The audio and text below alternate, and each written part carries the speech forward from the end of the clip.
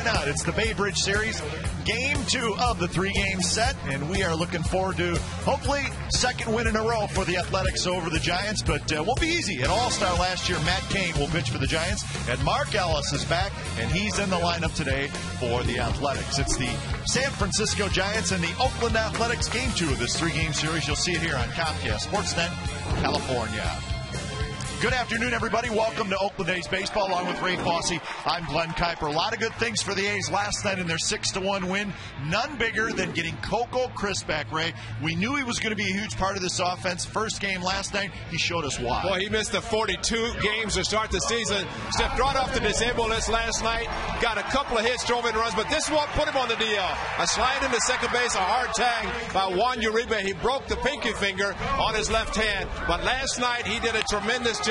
He did the job that they had hoped. Infield base hit. Didn't even bother to throw on that one. And this ball almost left the yard off Barry Zito, right at the top of the jagged edge in left center field. A double driving in a run. So a couple of hits, a big clap for the hands, wearing the number 4. And for him last night and getting Mark Ellis back today, Kurt Suzuki last Sunday, all things are starting to fit in perfectly now. Exactly. Guys are starting to come off the disabled list, and that is nice to see. So Mark Ellis is back. He's in the lineup today, and Coco Crisp, once again, will be leading off for the Athletics. A's will try to make it 2 in a row over the Giants. We'll have lineups at first pitch from the Coliseum on a beautiful Saturday afternoon for baseball. Stick around.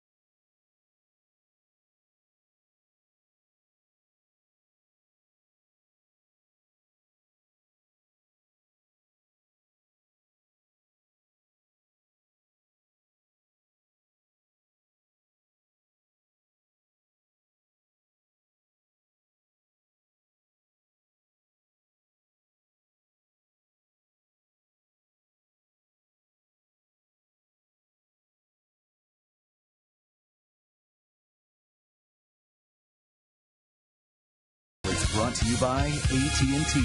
Find out what's possible with the nation's fastest 3G network. AT&T. Rethink possible. And by Corona. Relax and refresh with Corona and Lime.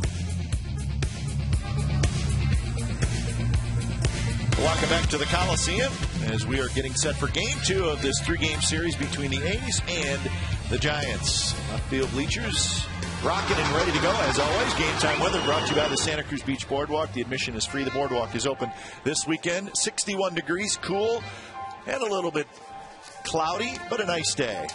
Saturday afternoon baseball from the Coliseum.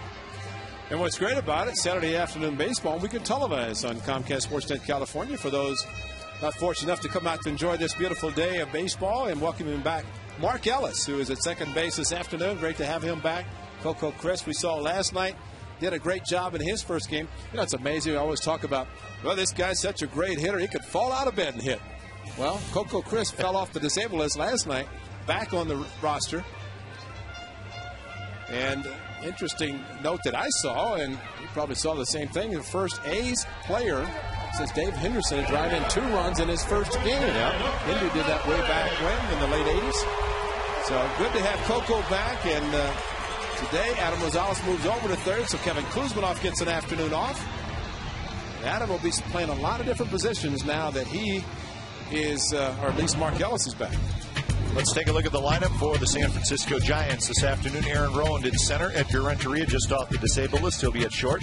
Freddie Sanchez will at third. Sandoval cleanup. Molina fifth. Huff sixth. And then Torres at Downs is the DH. And John Bowker is in left field. The defense for the Athletics, Davis, Christ, and Sweeney. Just the way it got lined up coming out of spring training for the A's. So that's about as good an outfield defense as you will get. Rosales, Pennington, Ellis, and Barton on the infield. Kurt Suzuki catches Gio Gonzalez. A's starting pitcher stats are brought to you by your Bay Area Hyundai dealers, and they're good ones for Gio Gonzalez as he makes his 9th start.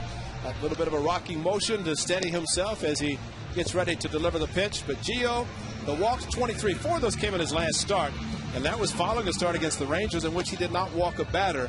So the 4 against Seattle in his last start, he picked up the win as his club scored him 8 runs in the victory to give him his 4th win of the season. So Gio Gonzalez facing the San Francisco Giants this afternoon. And the big boy, the Panda, Sandoval, and Victor Molina is back behind the plate. The A's wearing their alternate black jerseys this afternoon because that is what the Motown man, Gio Gonzalez, wants to wear. As the starting pitchers select the jersey top. A's won last night 6-1, 33,369 in attendance, and it was great. The crowd was into it, lively. Fair amount of Giants fans, which is fine. It was just nice to see the ballpark full of people. Boy, it was great, and you get nothing better than an afternoon game under the sunshine of real grass. Trevor Cahill was magnificent last night. 6 2/3 innings, 10 ground ball outs. Looked like he had it all working. So Gio Gonzalez finished his warm-up tosses. He is set to go. Aaron Rowand steps in, and the first pitch of the ball game from the left-hander Gonzalez is dribbled toward third, and that's a fair ball. Rosales picks it up, throws across, and just like that, there's 1 out. Legendary Performance is brought to you by Nation's Giant Hamburgers. June 22nd, 2009. Remember that game? Trevor Cahill was terrific. 7 innings against these Giants, 4 hits, 4 strikeouts. The only run he gave up was a Ishikawa home run. And then last night, 6 2/3 innings, 1 earned run. So last year and this year, Trevor Cahill has been very tough on the Giants. When you've got a Giant out neck, it's got to be Nations. On the A's and Trevor last night, I said, hey, you know who the stopper of this losing streak is? And he says, yeah, me. And he did it. What a great performance last night for Trevor. Great two-seamer, the changeup working very effectively, and his curveball. So great to see him back in the rotation and pitching well. 1-1 the count to Edgar Renteria, who was just off the disabled list today. One of the problems Gio had in his last start against the Mariners that we noted about the 4 walks. He left a lot of the pitches outside to the right-handers, and for Suzuki, there it is, setting up inside. And Barton will get there, and he'll make the catch in foul territory. 2 outs. They talk about the importance of a pitcher following through, and especially Gio. But look where Kurt Suzuki set up way inside here, and it forced Gio to follow through. He did. Got an easy pop-up in the foul territory. Gio caught him the last time, but of course, been on the disabled list, and prior to that, it was Powell, Donaldson, Fox. So different catchers for these different pitchers, and Suzuki is back on a regular basis now. 2 outs for Freddie Sanchez, who fouls the first pitch back. Second best American League with the ERA 3.19.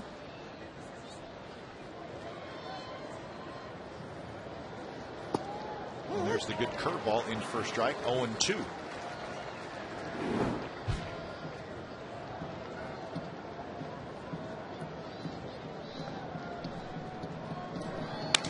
Sanchez with a line drive, kind of off the end of the bat, but down the left field line. Sanchez a big turn, but Rajai Davis gets it back in quickly. So a 2-out hit for Freddie Sanchez.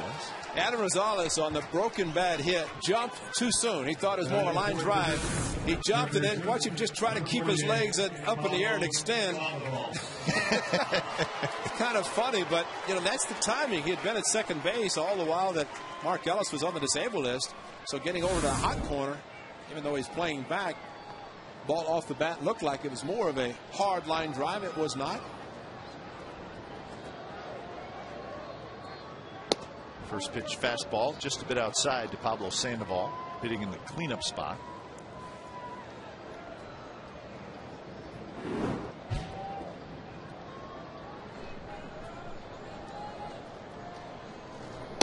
And again outside with a fastball. A's come in with a record of 21-22, so they got a shot to get back to the 500 mark.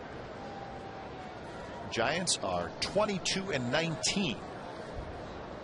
A little bit of a slide. This is a last stop of a road trip for them. They're 1-4 on what will end up being a 7-game trip. Yeah, but for them, playing in the Bay Area this weekend, and then 3 teams visiting their home park, so it's an extended time in the Bay Area. Curve in for a strike to Sandoval. The Giants have lost 3 in a row and 4 out of 5, and they're 9-11 on the road. Slower variety of the curveball, freezing Sandoval. Of course, now Gio could throw the hard one if he wants to, try to get a swing and a miss on a possible bad curveball in the dirt. That one hit to left field. Rajai Davis over near the line. He's got it side retired. A 2-out hit for Sanchez, but nothing else against Gio Gonzalez. So Matt Cain will go to work against the Athletics when we come back.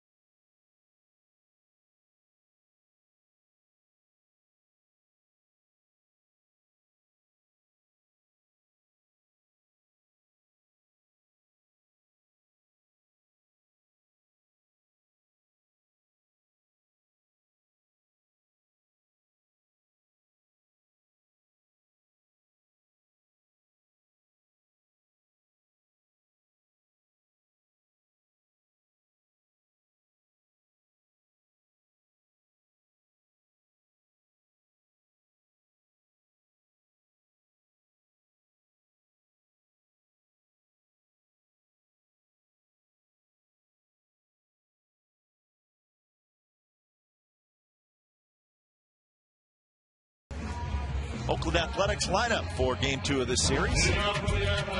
Coco Crisp will lead off, followed by Barton, Sweeney, Suzuki, Cust, Ellis, Rosales, Pennington, and Davis. Defensively for San Francisco, Bowker, Rowan, and Torres in the outfield. Sandoval, Renteria, Sanchez, and Hunt on the infield. Benji Molina is the catcher. Matt Cain is the pitcher. So Cain will face Coco Crisp, leading off the bottom of the first inning for the A's.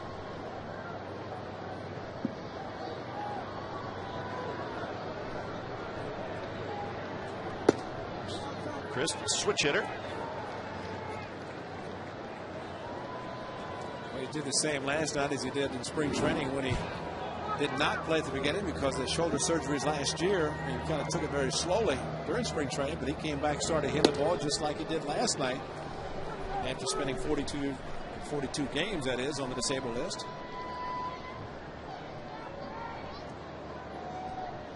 Big addition getting him back. 2 for 3 with a couple of RBIs. Double sacrifice fly last night. Takes a strike down around the knees for Kane. Chris played in just 2 minor league games. That was Tuesday and Wednesday, and he said, I'm ready to go. Single A for Stockton. That was it. After the performance last night showed he didn't need a whole lot. Nice play by Freddie Sanchez. Takes a hit away from Chris for the first down. Well, there's a lot of truth to that. As a curveball thrown by Kane. Excellent play by the sliding Sanchez, the veteran second baseman, up and making the put out. For Matt Kane, his 9th start, the key, the 21 walks, 11 in his last 2 starts. In his previous 6 starts, he had only 10. So, too many walks. Here's Mike Kruklo, analyst on the other show, the other games, talking about instead of throwing over the top, which he did on that pitch, he kind of throwing side to side and elevating his pitches as he did with the first 2 to Coco Crisp. Kane was an all-star last year when he went 14-8 with a 2.89 ERA. Seems like he's been around forever. He's only 25 years old. Got to the big leagues at a very young age. Benjamin Molina trying to force him to follow through and get the ball down by calling curveballs. Pitch that he needs to go along with his fastball, which is loaded in 90s, and cutter, slider, and a changeup. He used the 4 pitches, sometimes 5, depending on how he throws the cutter. So 2-2 to Derek Barton. Barton was 1 for 4 with a double. Scored a run. Look at Kane, 6'3", 225 pounds.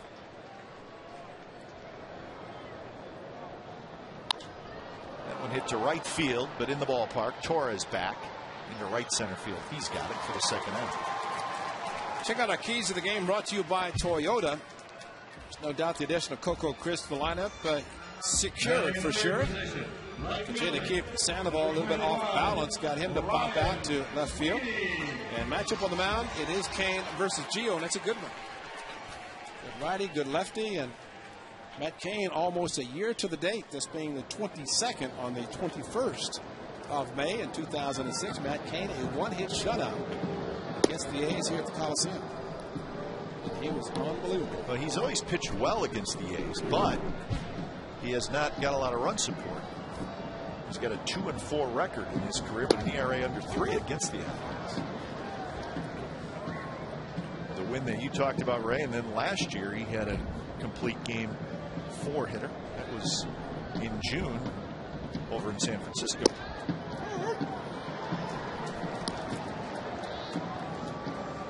One and 2 to Ryan Sweeney, 299 with a homer and 20 RBIs for Sweeney.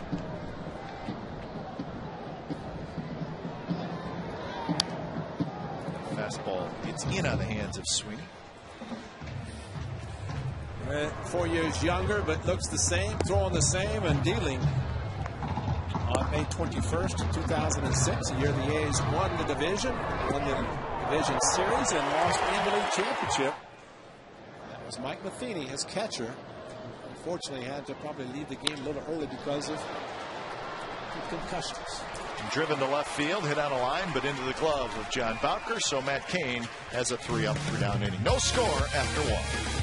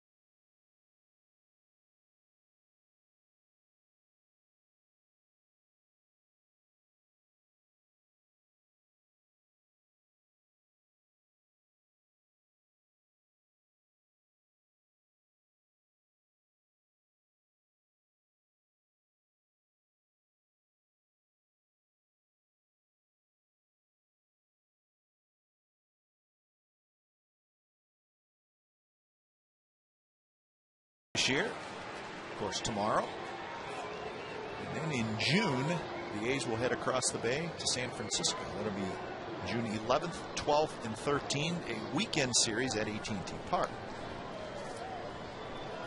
Benji Molina to lead it off. Molina, Huff, and Torres against Gio Gonzalez. Molina drives him to center field. Coco Christ goes back, and he's got plenty of room. He makes the catch, 1 out. Well, here's some interesting stuff. The pitches that the opposition has gotten hits off of Gio Gonzalez. You see the fastball, 18 singles, 8 doubles, 3 home runs. Of course, the fastball, it's the pitch you're going to give up the most hits on. Look at the change rate. He doesn't throw a lot of them. He's given up only 1 hit on a changeup. And that's a new pitch for him, so that shows how good it is. Some of those curveballs must have looked like sliders because he does not have a true slider. Gio, fastball, curveball, changeup. 1-0 to Aubrey Huff, lefty on lefty. So Bloomberg Sports, the leader in data analysis, has developed an analytical product being used by baseball clubs. There's also a product for fans. Improve your fantasy play or track your favorite players and teams. Go to BloombergSports.com for details. Fastball into Aubrey Huff, 3-0. Huff, 288 with 4 homers and 20 RBIs.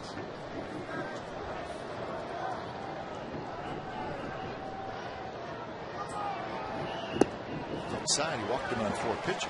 Second base runner for the Giants. And that's not surprising. Not a lot of lefties in the lineup today facing Gio Gonzalez, and faced 5 righties. Then faces a lefty. Batting 7. Can't throw a strike. Number 56. It's just totally different when you're accustomed to pitching to one side of the plate. So that can affect the pitch. Definitely, and I think Barry Zito, we saw it over the years with Oakland, that Mulder, some of those guys that they're just so tough on lefties that you don't see a lot of them facing.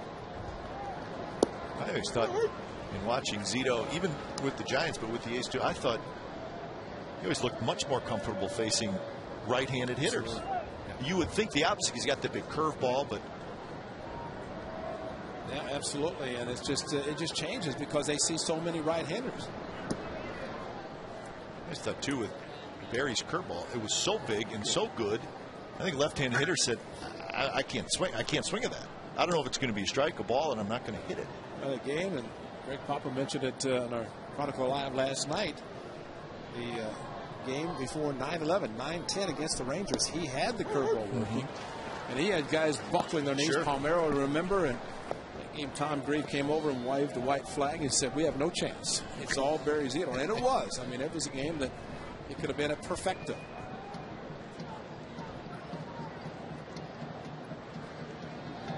A little bit low, 2-2 to Andres Torres. Giants had just 1 run on 8 hits last night. Torres had the best night offensively. He was 2 for 4 with a couple of doubles. He knocked in the only run.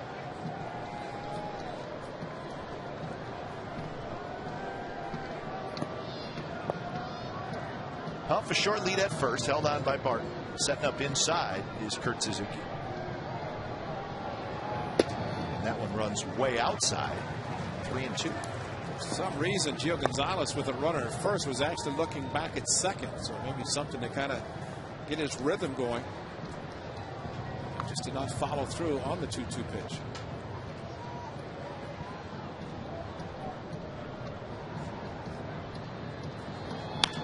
There's a line drive, center field, a base hit, kind of a soft line drive. And Torres has been a hot hitter for the Giants, and he has his 3rd hit in the series.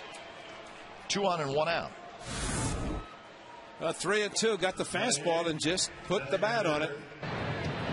This Bocciocchi did not have Aubrey Huff running, so he had to stop at second. So that in itself is good news. Last night, a couple times the A's going first to third, which helped them get sack flies twice in the game.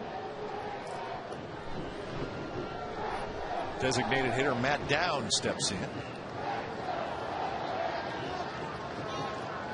Of course, we know that Aubrey Huff is not blessed with a lot of speed, because I mentioned earlier about his inside the park home run was slower than Adam Rosales trot around the bases on a regular home run. But he got it for his first base defense and his power. left-handed bat.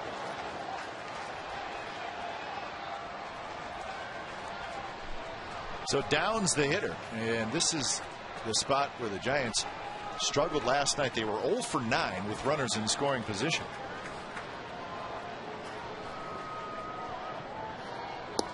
And it's a spot that tends to be a problem area for them. 1-0 to Matt Downs. You saw 236, the team average with runners in scoring position. Downs hits one to center field.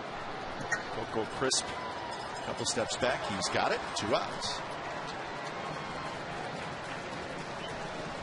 Coco last night, first game back, and talking to him after the game, it was very windy last night, and he said, yeah, I had nerves. I was nervous. First game back, playing for a new team. And he said the first fly ball was hit, the wind swirling, head butterflies. And I said, get your feet planted firmly underneath yourself so you can make the catch. And of course he did, and he's an outstanding center field. We saw him so many years with the Red Sox, robbing A's players with great diving catches. Just hope when he dives, he can stay healthy. Curveball to Bowker, drops in for a strike.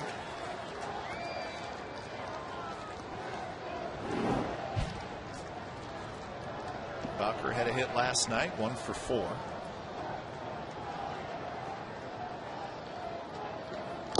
Swing and a miss. 0-2. Bowker does not see a lot of action against left-handers. He's only had 5 at-bats against lefties this year. Nick Scherholtz not able to play. Great curveball, actually fastball there. It had a slight cutting action, and maybe that's where Bloomberg saw the slider. 0-2 pitch, and that one got a little bit too much to the plate. Bowker rolled it foul.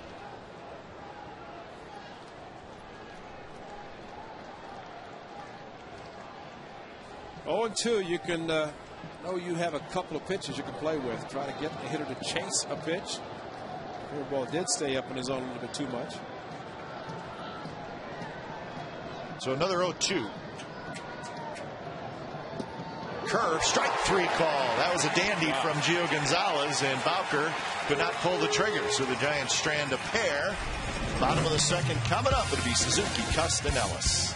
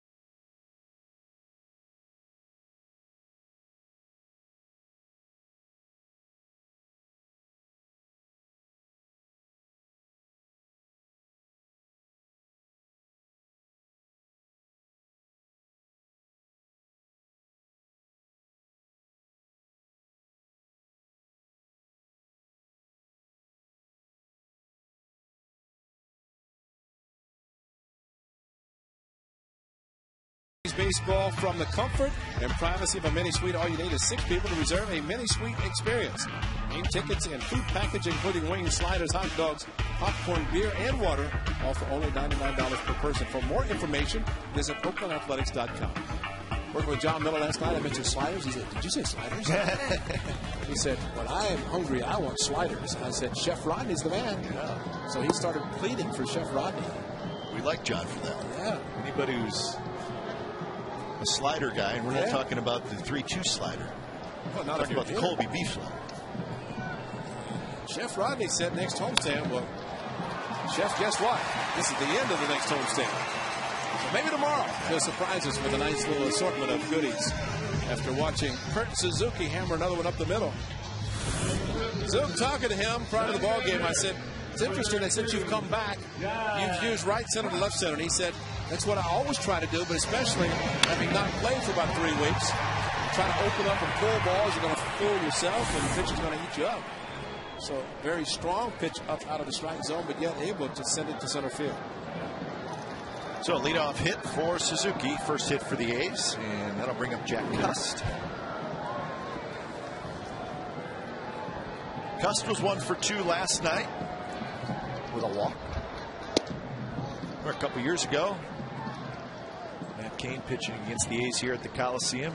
He gave up a 3-run homer to Cust, I think in the first innings, and didn't give up anything else, but the A's won the game.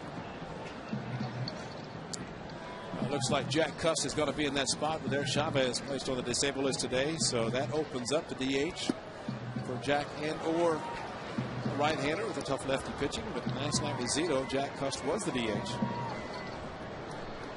It's too bad for Chavez too, because he was playing through his neck spasms most of the year. And so people talking about how poorly he was playing. But when you're trying to play through an injury and it affects even how you set up at the plate, that's hard. It's hard to play the game when you're 100%. And no, he just tried to fight through it because he knew that he had not played that much the last couple of years. So great to have Mark Ellis back, but sad in a sense that Eric Chavez had to go on the disabled list with the neck spasms. And we hope he is able to get over those quickly and get back on the roster. Great presence on this ball. 2-1 to Cust.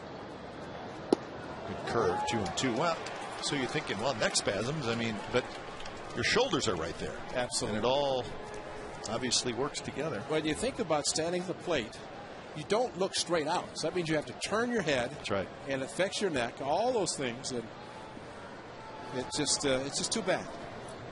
I know, because I've had those, and it's very tough to stand at the plate and try to concentrate on the pitcher. Drive to right, but Torres is there. So Cust hit it hard, but the right fielder's there. And here's Mark Ellis. Let's listen in. Batting in the sixth position, second baseman, number 14, Mark Ellis.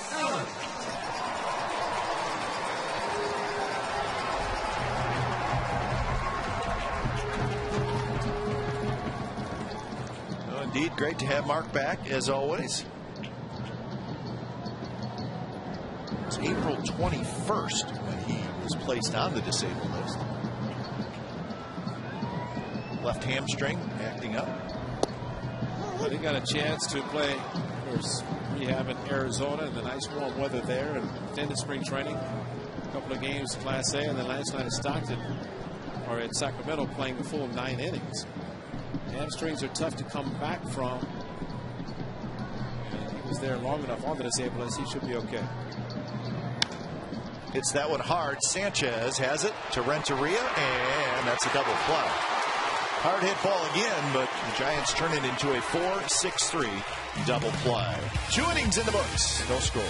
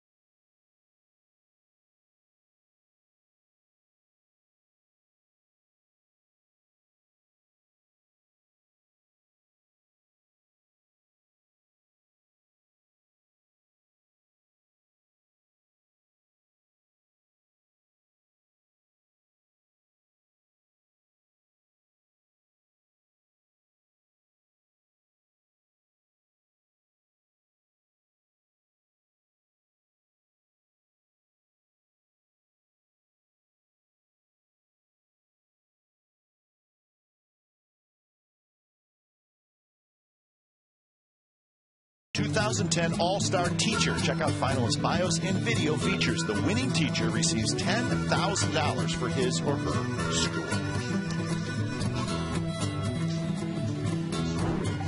No score, A's and the Giants from the Coliseum. Gonzalez has given up a couple of hits. He's walked one, struck out one in the first 2 innings. The Giants have stranded 3. Gonzalez will face Rowan, Renteria, and Sanchez, top 3 in the order. Fastball outside corner strike. Rowan swung at the first pitch and tapped slowly to Adam Rosales at third. That's how the ball game got started.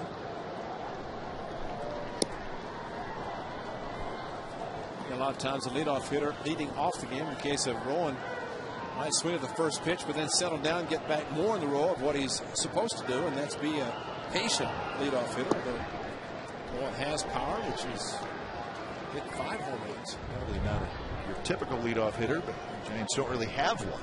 And they decided that Rowan was the best candidate for that. Just 6 for 34 against left-handed pitching so far this year is Rowan. Hits that one high, foul territory. Barton, a long run, and it's going to drop near the A's bullpen pitching area. Rowan got a big contract with the Giants following a big home run season. The Phillies, first the White Sox, the Phillies, and then San Francisco.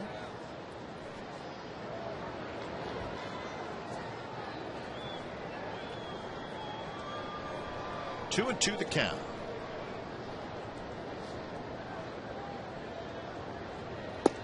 Strike 3 called. Another good curveball from Gio Gonzalez, and he gets his second strikeout. Well, great to establish the curveball, and I know Barry Zito sitting on the Giants dugout thinking, that looks like mine, and it does. Well, it may be a little bit harder, and Barry throws his curveball. You can freeze a hitter as he did to Bowker, and now Rowan. One a lefty, one a righty. It's pretty good. Strike to Edgar Renteria with a changeup. How about that? That's great.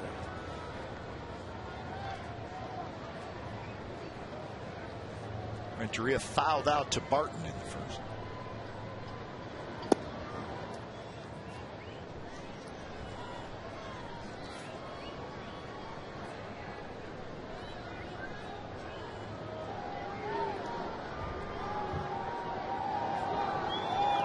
Renteria had a right groin strain. That's what placed him on the disabled list.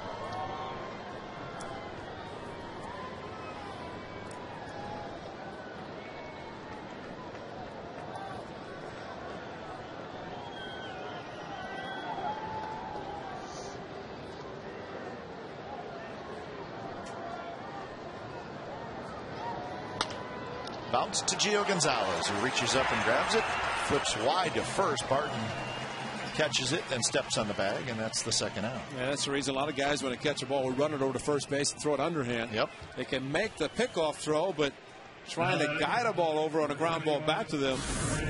So Gio got it quickly enough and unloaded it quickly enough to Derek Barton so he could make a play on a ball that was a little bit offline. So 2 outs for Freddie Sanchez. Fastball for a strike. Sanchez hit a soft line drive over Adam Rosales' head into left field in the first inning.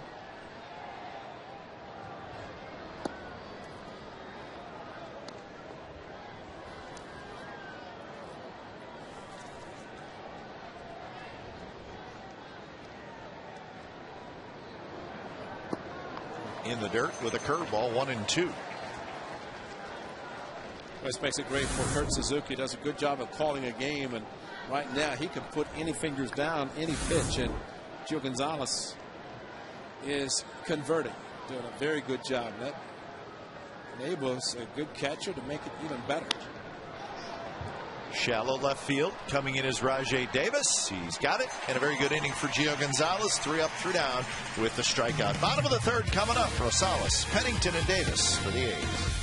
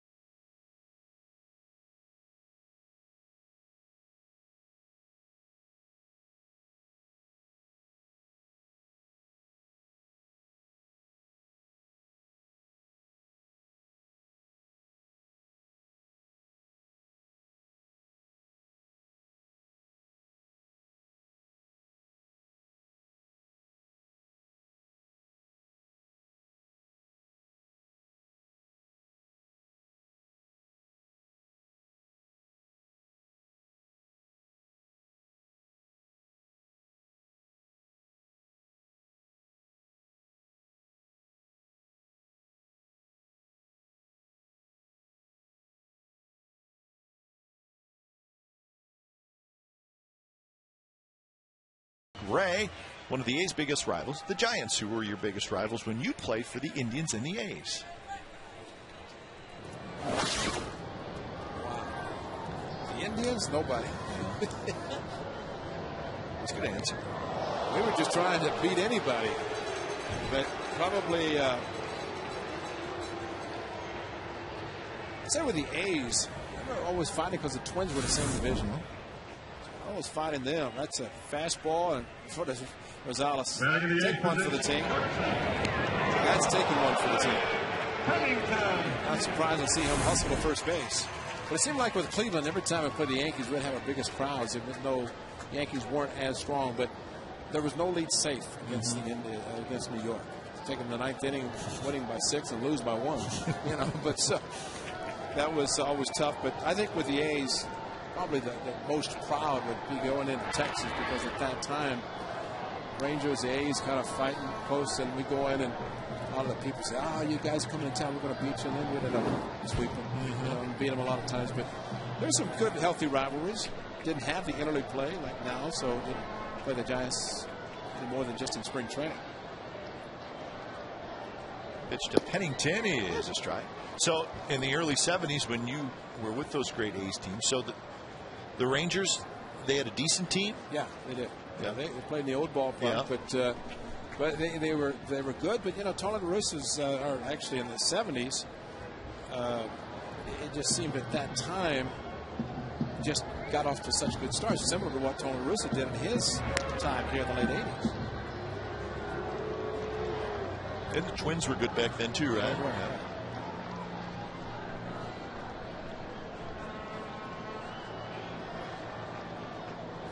Rosales inches off. He's got a pretty good lead.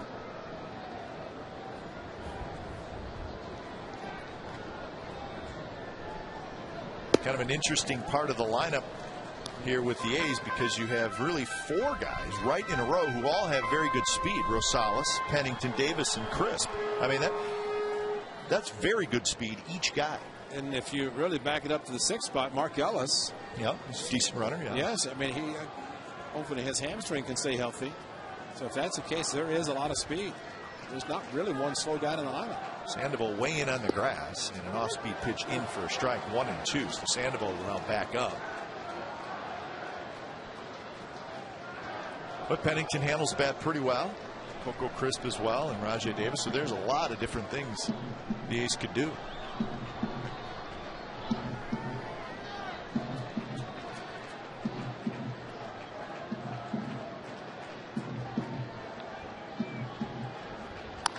Curveball bounced to Huff, and he missed it, but it rolls towards Sanchez, who cannot make the play. Giants had 2 chances to get Pennington and didn't get him at all.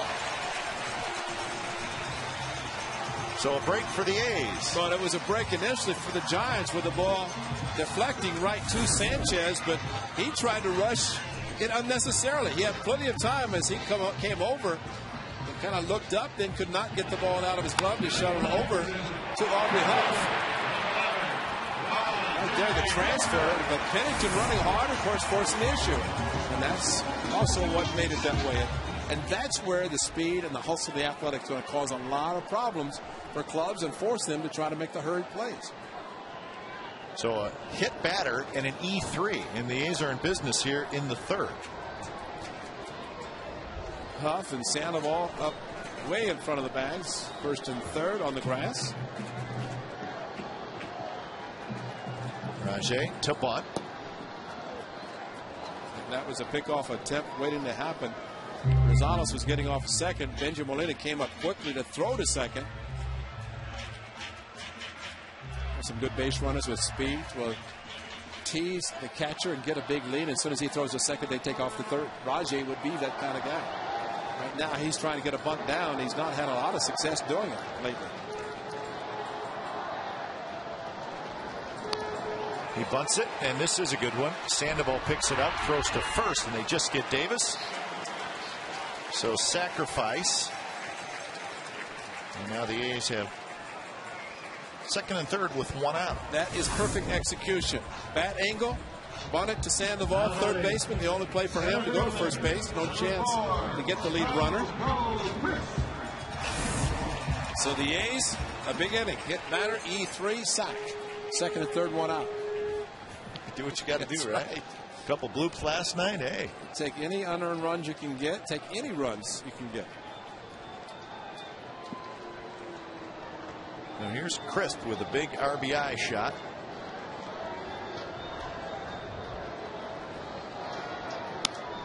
First pitch shallow left. Bowker has it, does not have a great arm. The throw to the plate is not quite in time. Rosales scores. So Coco Crisp with a sacrifice fly. It was not real deep, but Bowker really just an average arm at best, and it showed. And the curveball hit by Coco Crisp, but with one out, he's going to be tagging anyway. Benji trying to block off Rosales at the plate. Meanwhile, going to third was Pennington on the throw to the plate. So Benji doing it the proper way, thinking maybe he had pushed Rosales off the plate and not allowed him to get to the plate. So the sack works. They still, in this inning, do not have a hit. Curve in for a strike. A's had 2 sacrifice flies last night and 1 today.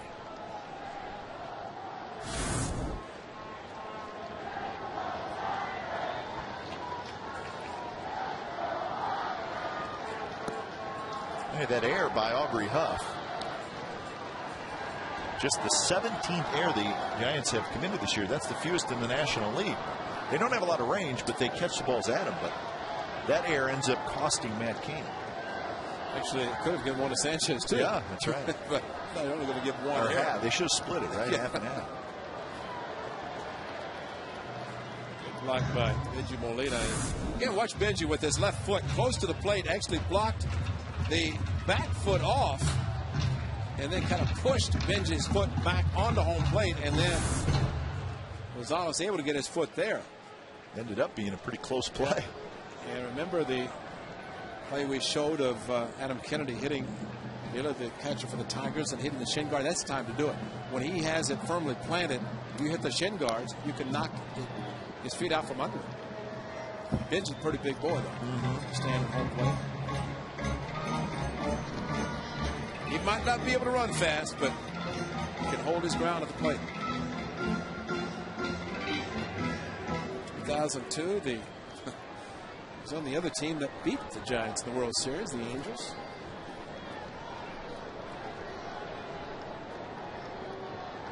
Cain from the stretch, and he gets the call on the outside corner to Derek Barton.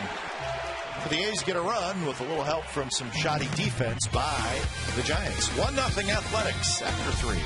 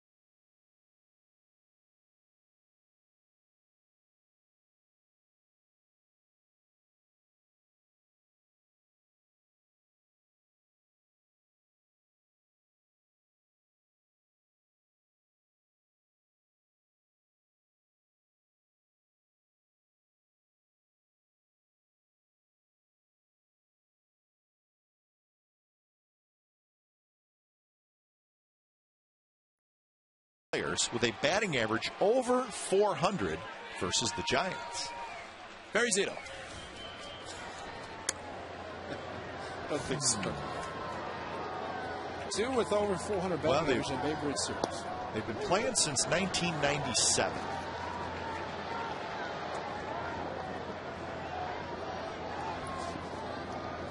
Remember, Ben Grieve had a couple of big games against the Giants. First one ever, yeah.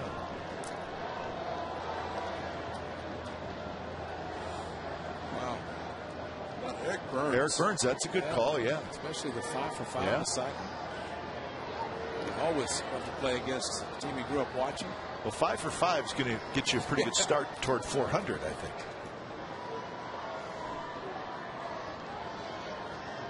What year did it start again? 97.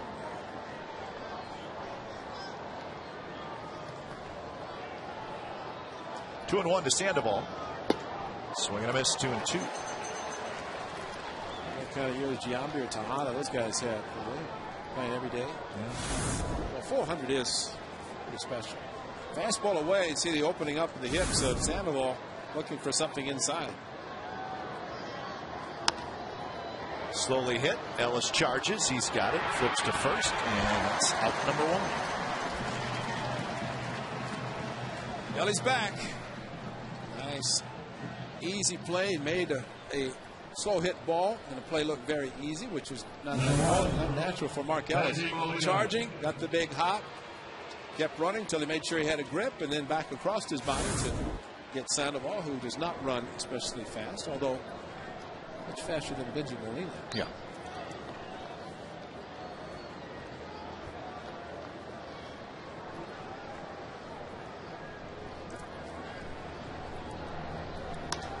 Molina hits one high to center field. Coco Crisp has that. Just like that, 2 outs. Molina has hit a pair of fly balls to center field. Benji seems to always be very aggressive, but last night, surprisingly, he was taking some early fastballs for strikes.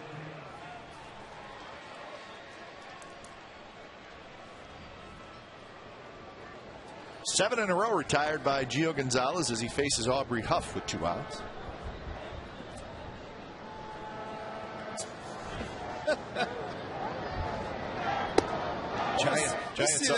Giants offense struggling, and that's kind of says it all right there.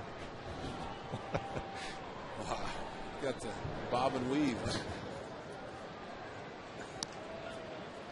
Well, the Giants have scored 1 run in their last 15 innings.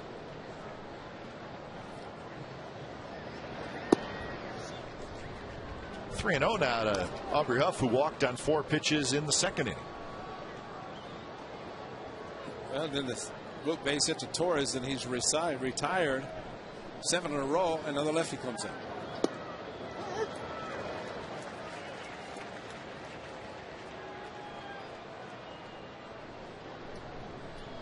I figure Huff is looking fastball. You don't want to just groove one down the middle. Then at 3 and 0.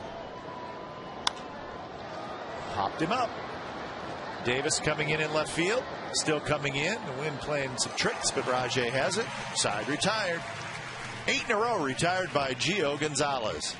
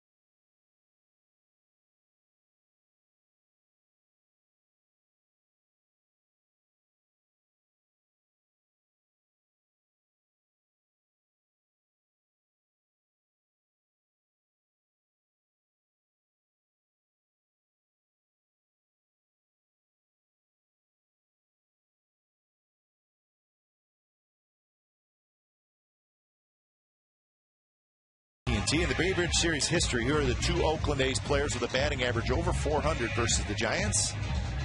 Randy Velarde, Bobby Kilty. It's too hard of a question. Yeah, that one we were not going to get. Sweeney, Suzuki, and Cust against Matt Cain. A's with an unearned run in the 3rd. They got it without a hit. But they executed a sacrifice and then a sacrifice fly. So they did what they needed to do to get that run. Line drive, base hit left field. Sweeney's aboard, leading off the 4th.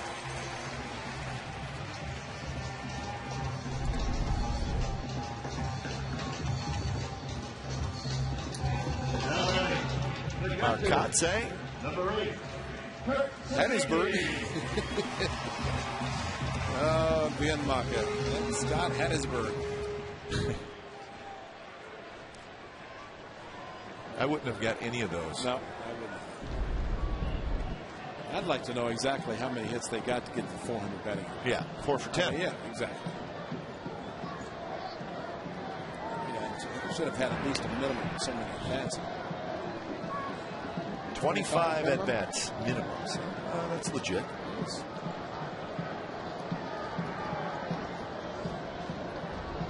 The overall series record, the A's lead 40-35. First couple years they just played 4 games against each other, and then it went to 6 total. It's been that way since '99, I believe.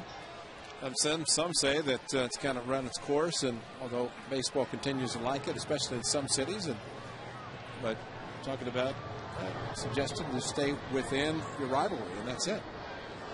But what do you do with Seattle, San Diego, Colorado, the teams that really don't have a true rivalry? But it's good. I think the biggest thing, I think if the A's ever went to Milwaukee, then they could say, yeah, it's good. But the A's have never been to Milwaukee at Miller Park in interleague play. They've only played Milwaukee one time here. It was here. And one the time. whole purpose of interleague play was to go to every park and have every team come to your park.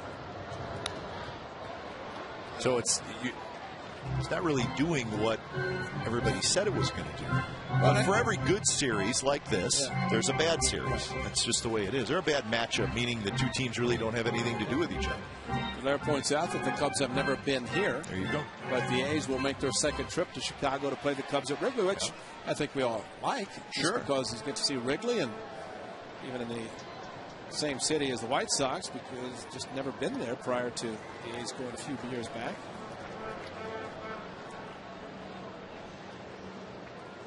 Cubs are in Arlington, Texas, playing the Rangers. Lou Piniella and his crew there lost last night, a tough 1-run loss. Cubs struggling a bit. Yeah.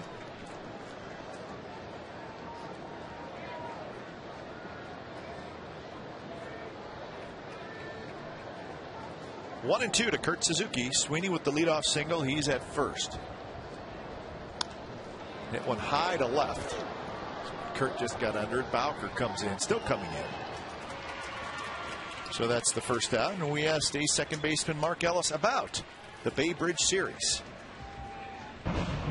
It's fun. It's kind of like you get monotonous in the season a lot of the time. You're just playing the same old teams, but then you have that when the Giants come over, that just intense rivalry, and a lot of people say it's not so much between the players, but when you look around, you get into the stadium, you see the press from the Bay Area, from both teams, and you see the fans from both teams. It's a lot of fun. It kind of revives you a little bit. Yeah, that's a good call. And no truth to the rumor that because Mark lives right by the Giants ballpark, he did not take their team bus. Right, exactly. But he does live right over there. He said he wanted to try the city. And he's lived in a bunch of different places in the Bay Area. Well, Mark does have an option year next year, club option, and so we hope that would continue his play for the A's. But if this is his last, and I hope that is not the case, let's try something different. And a couple of young players said about last year.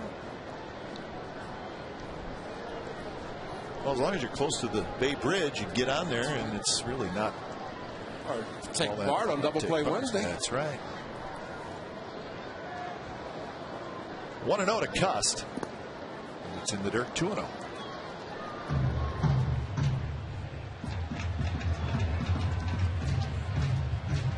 Giants won the season series last year 5-1, but before that the A's had a pretty good run of beating the Giants. You want to break that one down for us, Ray? Wow. Must have been a football player. Yeah, I guess. Good swing by Cust on a fastball, 2-1. Did not talk to Travis or Josh in the ticket office. Steve Finelli back to Philadelphia for wedding, but I'm sure the guys would have been talking about a great walk-up today. Well, there's not a whole lot of empty seats. In fact, there's none. Exactly. Looked around, and last night, as you mentioned, number 33,000, 34,000 plus is the sellout. And I think it's pretty close today. Out of the center field area, suites filled.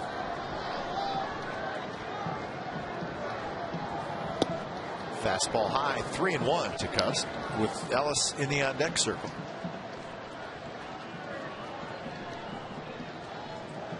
Let's good look at the crowd. This is what we love to see. So just to see a lot of all the seats filled. Beautiful afternoon for baseball in the Bay Area.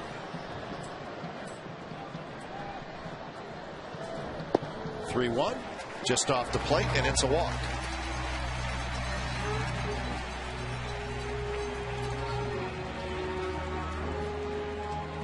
So the A's have first and second and one out. Now this is Tommy Cam. His last pitch. Let's see how it goes. Tailed off just a little bit because Derek Barton was called out on a similar pitch, more of a forcing fastball last inning on a 2-2 pitch. And looking at the Tommy Cam between innings, it was right on. So that last one from Kane tailed away, and Jack Cust with the excellent eye, they would draw the walk.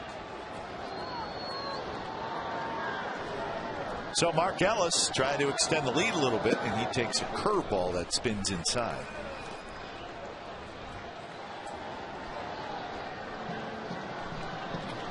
Ellis hit into a 4-6-3 double play to end the second inning. It's the bad news. Good news, he hit it hard. Yep. Just happened to be right at the second baseman.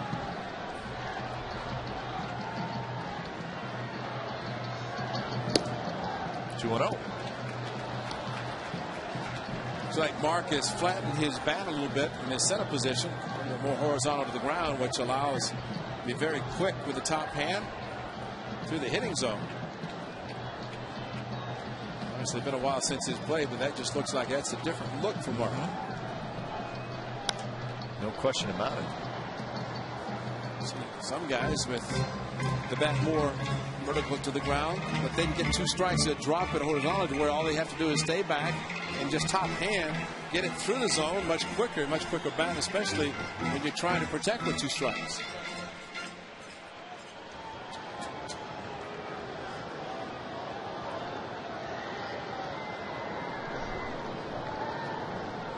Sweeney at second, Cust at first, and the pitch is hit toward right. Torres racing over, still racing over, and it drops just foul. So the count even now at 2-2.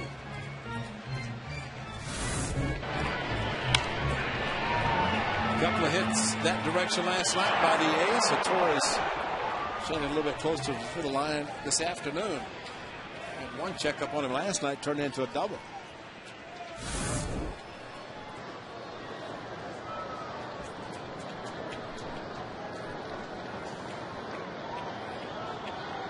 Single, a fly out, and a walk so far for the A's here in the bottom of the fourth inning.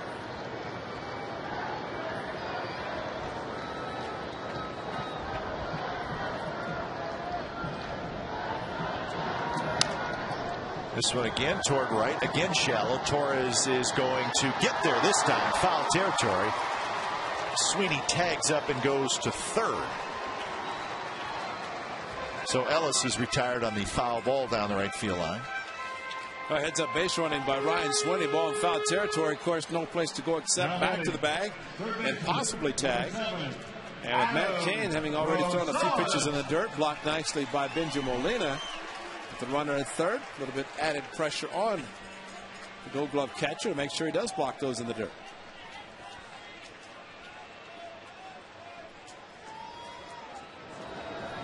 So Rosales steps in.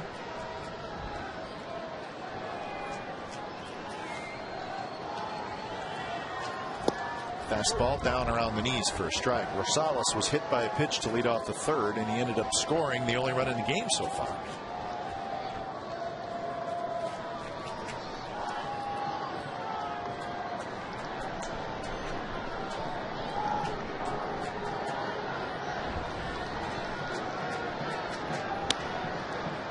Another ball down the right field line. Torres again on the move, but it's a foul ball into the seats. Last year, Adam Rosales in the uniform of the Cincinnati Reds against Matt Cain. A home run.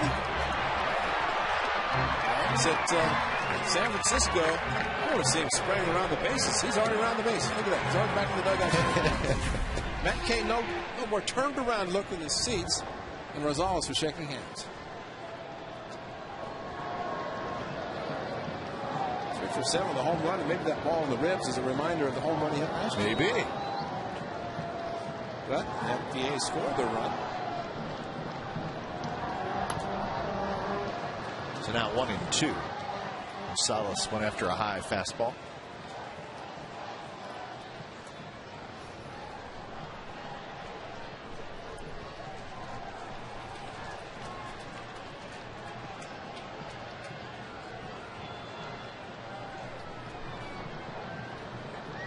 A's have had at least one base runner in the second, the third, and now here in the fourth.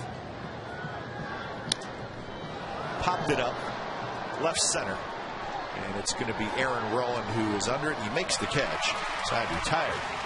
So the A's with a rally but do not score. They strand a pair. Gio Gonzalez back to work as we head to the fifth.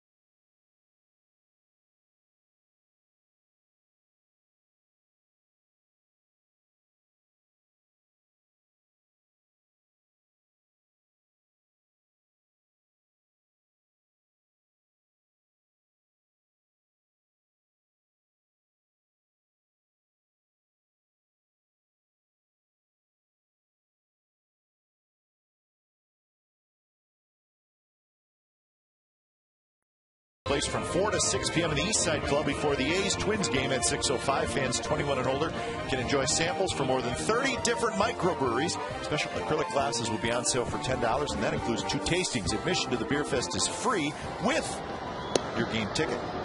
Order yours now at OaklandAthletics.com. Fifth inning, and the A's with a 1-0 lead. As Giants have the bottom third in their order. Torres, Downs, and Bowker against Gio Gonzalez. Gio has settled into a very nice groove, retiring 8 in a row.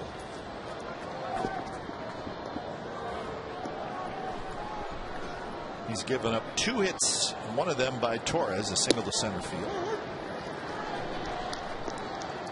Torres taking the 2-0 fastball, and down at this point of the batting order, you're probably just trailing and trying to get some offense. Not a bad pitch to take with Gio throwing the first 2 out of the strike zone.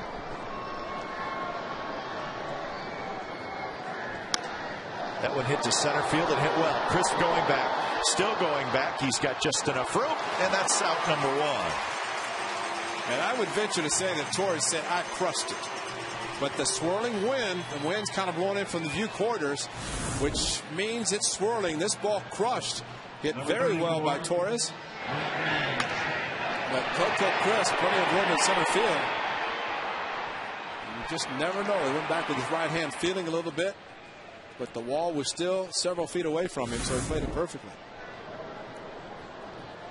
So 1 out, and here's Downs. He takes a strike. And that's a matter of Torres getting the ball to the deepest part of the park. He pulls it. It's a 1-1 game.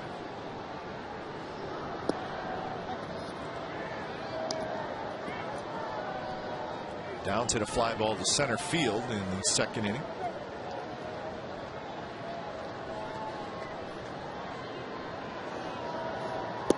Good curve in for a strike, 1-2.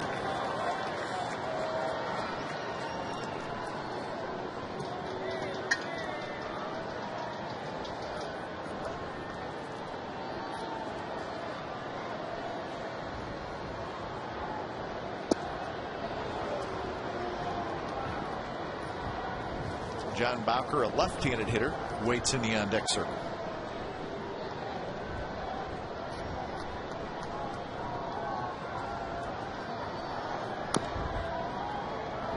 That was pitch number 63 for Gonzalez, with 1 out here in the 5th inning. .17 in the second, which takes his average up a little bit. It's still doing quite well. KO pitched into the 7th inning last night. Little jam shot. Barton has it, and that's out number 2. Really great play, and that was a very good play by Derek Barton because Mark Ellis was playing deep. Barton cutting in front on a ball that was not hit very hard and able to make the play. This ball was going to be having some great spin on it. Gio Gonzalez was going to have to cover, so all things worked out well with Barton making the play. You got to see some of the people's sunglasses. Let's find out the manufacturers. Yeah. Everybody's got them different now. Huh? Yeah. Got to help us up here. It is pretty bright. Can't hardly see it so bright. And there's a good curveball, same pitch Bowker took for strike 3 in his first at bat. Players have it on, don't they? Yeah. It's just so the sunglasses. Remember Oakley? I guess Oakley's a big manufacturer. They were in Anaheim, and guys going in making their selection. I was standing close, asking for you and me, but you're hanging around. Yeah, just hanging just in case. He said you guys need him in the booth, and I was going to say yes. Nobody said anything. Never got to that point. Well, we're saying it now. Yeah. Mr. Oakley. That's right. If you're listening. Bright sunny days in Oaktown. Get some glasses. 2-2 now to Bowker. Gio Gonzalez has walked 1 and struck out 1. And he has really been around the strike zone the entire game. Maybe hurt his hamstring last night. Uribe? Yeah. Taking a ball 4. Backed up and then slowly out of the box and was taken out of the game. Fastball, swing and a miss by Bowker. A high fastball, no chance for Bowker. And that is strikeout number 3 for Gio Gonzalez. Bottom of the 5th coming up, 1-0 A's.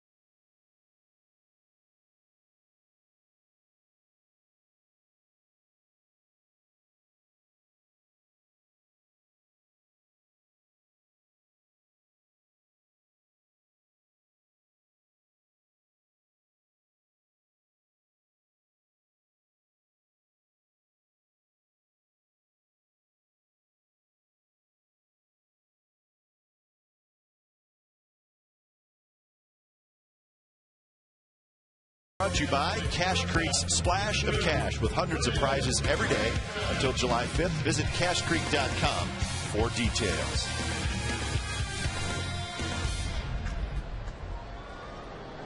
We are there, way over there at the Coliseum. 1-0, the A's over the Giants. It's the bottom of the 5th inning. An unearned run for the A's in the 3rd inning. That is the only run in this game. Pennington, Davis, and Crisp, 8, 9, and 1 for the A's.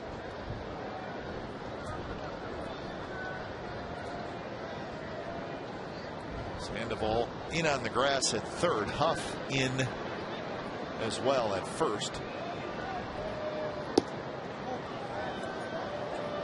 Pennington talking about keeping the leadoff spot warm for Coco Crisp, who rejoined the club last night, and we all thought that Pennington would be exactly where he is right now as part of the batting order, especially at the beginning of the season when everybody thought it would be Crisp at the top with Rajai Davis hitting second. Derek Barton has found a nice home hitting second. So with Pennington and Davis 8-9, and then turn it over to the top with Coco and Derek Barton. Lineup make it pretty easy for Bob Guerin to make it out on a regular basis now. Just a bit inside with a fastball. 3-2 Pennington. And there is a lot of preparation and thinking that goes into a lineup. They just don't throw names down in different orders. Fastball, foul tip, and that's a strikeout for Kane, his 2nd in the game. But after tomorrow's game, fans are invited to meet Derek Barton. He'll be on the A's Talk with Chris Townsend at the Holiday Inn Hotel and Suites at 77 Hagenberger in Oakland. That's tomorrow after the conclusion of the game between the A's and the Giants. Your chance to meet one of the guys, Derek Barton.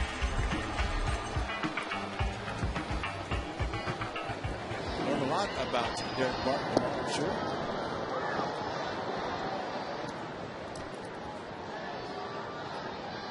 Rajai Davis had a sacrifice bunt in the 3rd inning, perfectly executed, moved the runners up from 1st and 2nd to 2nd and 3rd. Directly led to that A's run. Small ball at its best in the pitcher's duel. Maybe all you need. 4 hits in the game, 1 unearned run. 0-2 to Rajai Davis. Just a bit inside. High fastball. As Pennington found out, 3-2. A little tough to lay off. Looks so good, you think that you have a chance to do something with it.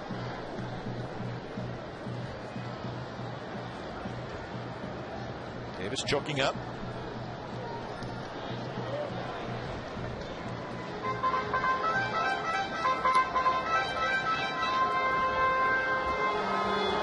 Most of the games tonight around Major League Baseball are night games. There's a handful of day games going on.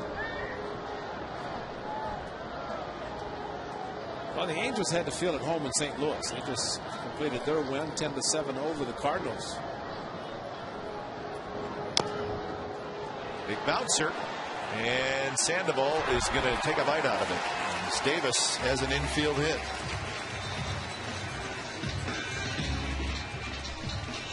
Rajai can fly. There's absolutely no chance. The biggest problem for Kane and Sandoval was a possible collision, and I think we'd know who would have won.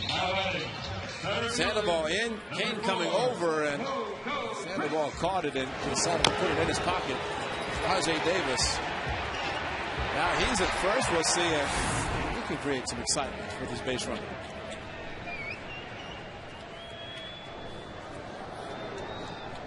So top of the order and Coco Crisp.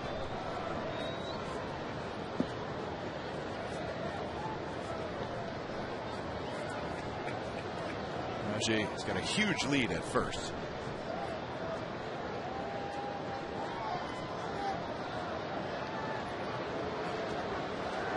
Picked up his 14th stolen base last night, and it was a steal of 3rd.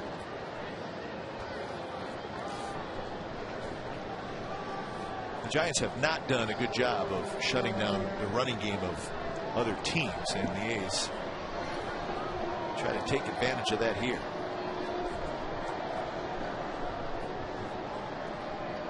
There goes Rajay. Benji Molina's throw is not in time. Pitch was a ball, and Davis has a steal. Well, he did it last night. He did it again this afternoon, and that's Coco Chris with Rajay stealing third last night. Rajay, a very good job, but maybe we can show also. Watch this. Chris sticking the bat out and then pulling it back. Any distraction at all that you can do to the catcher might help the guy stealing the bag. And of course, Coco in the position where he's been very familiar with guys stealing bases and been back there. You see the bat come out, and all of a sudden you have to try to catch it and make the quick move. Hit hard. Renteria has it. He dropped it, and now they call him out. Boy, it looked like he caught it, and on the exchange, then he dropped it, but the umpires just stood there, and Renteria picked it up and threw to first, so it's a 6-3 putout.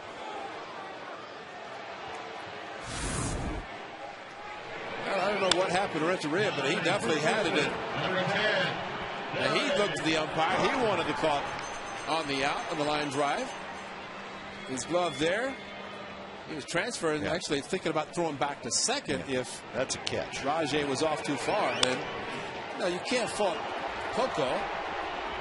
He's down the line. The ball's in the glove, and he could see everything happening there. And a few fans thought maybe he wasn't hustling, but that wasn't his fault on that play.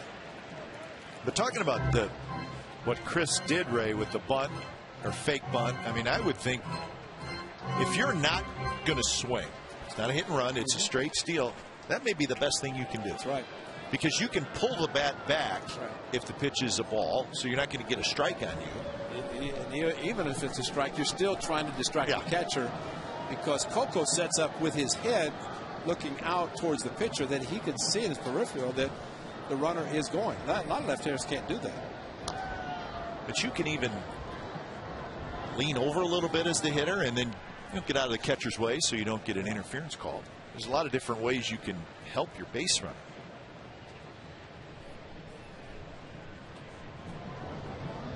So Derek Barton behind in the count 0-2, looking for a 2-out hit.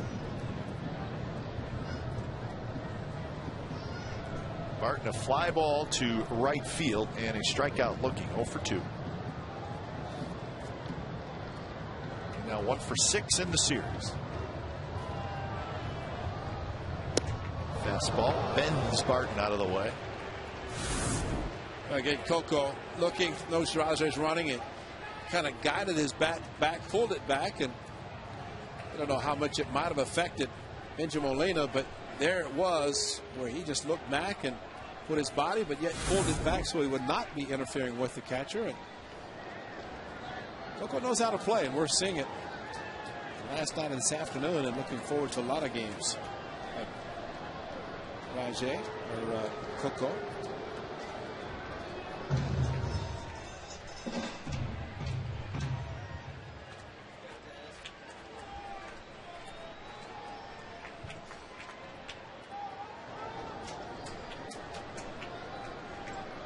Rowan shifted over a little bit toward left center for Barton.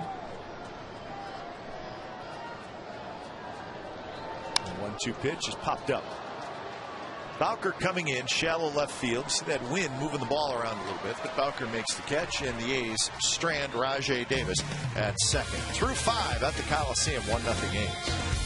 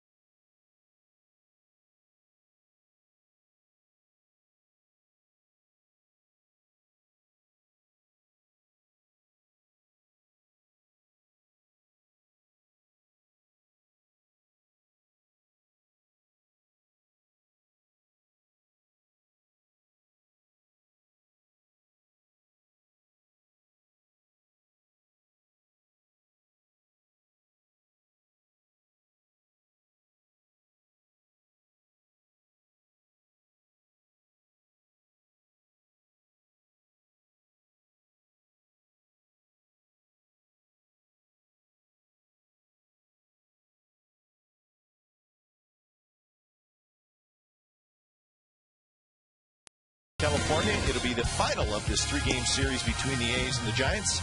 Ben Sheets, Jonathan Sanchez is your matchup.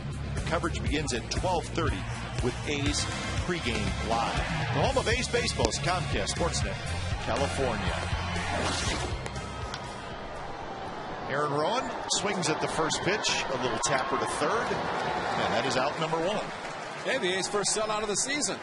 This afternoon, 35,067. And that is the first sellout. And great to see. There's people in the stands this afternoon. And forward to tomorrow afternoon, some 33 plus last night, sellout tonight. How about that section? High above us here at the Coliseum.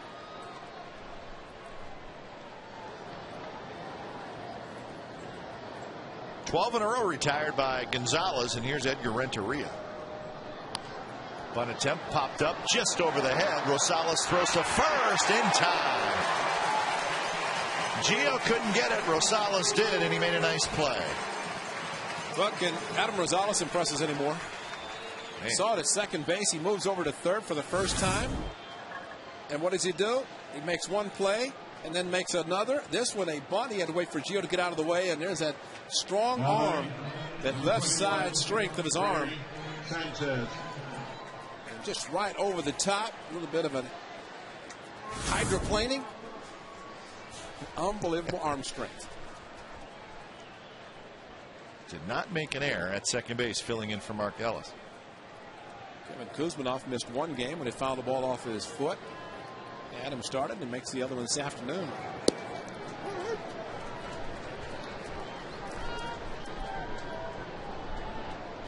Freddie Sanchez hits with 2 outs. And a quick 0-2. Fastball outside corner. Curveball outside corner. He's got everything working. The curveball in the dirt. Suzuki with his mitt on the ground. And Sanchez went around. Suzuki picks it up. And how about that? A 5-pitch inning that included a strikeout. Gio Gonzalez is rolling. He's retired 14 in a row.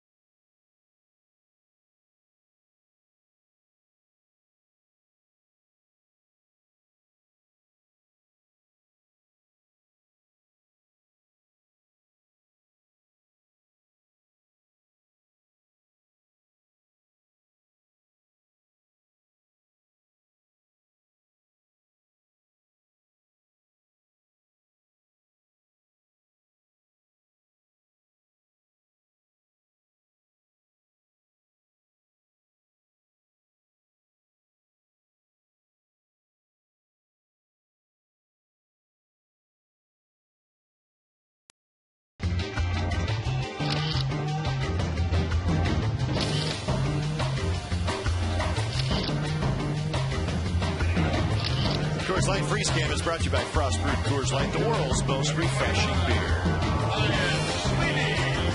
Gio Gonzalez has been outstanding in this game. Think back to Gio Gonzalez last year following the Minnesota game, going into the big stage, New York Yankee Stadium on the 25th of July, and doing what he did against the Yankees. 6 2/3 innings, 2 hits, 1 earned run. If he can do it there on the big stage, he can do it anywhere. He's doing it this afternoon against the San Francisco Giants in front of a sellout like he did last year in July. Big out. Sweeney, Suzuki, and Cuss, 3, 4, and 5 for the A's. Kane has allowed 3 hits and an unearned run, 1 walk, 2 strikeouts. He's stranded 4 through the first 5 innings.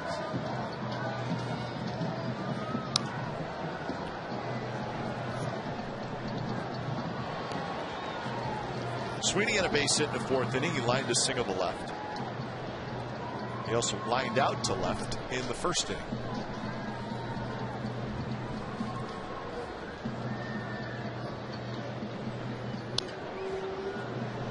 So he is 2 for 6 in the series with an RBI.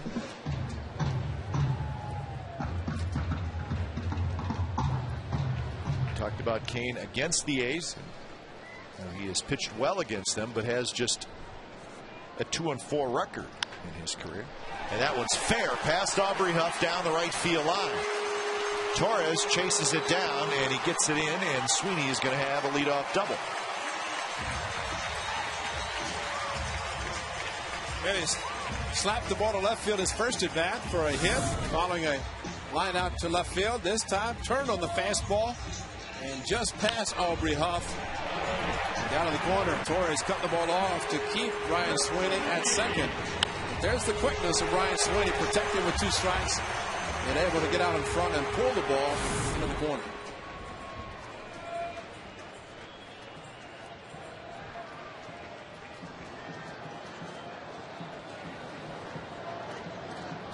That's the 4th time in this game the A's have got their leadoff man aboard. So 4 out of the 6 innings. And here's Suzuki.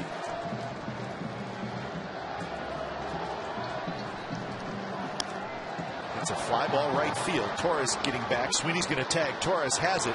His throw to third is just a bit late, and Sweeney is in there. So Suzuki hits the ball to the right side, gets Sweeney to third with 1 out.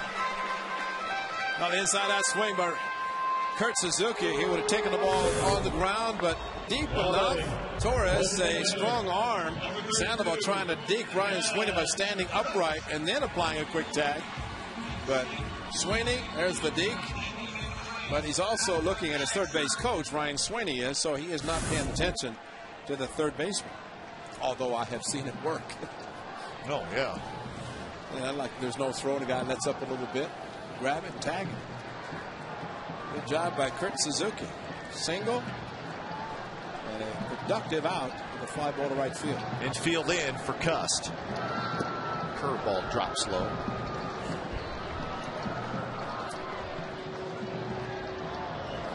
Cust a line drive to right field for an out and a walk. 7 for 22 since being called up with a couple of RBIs.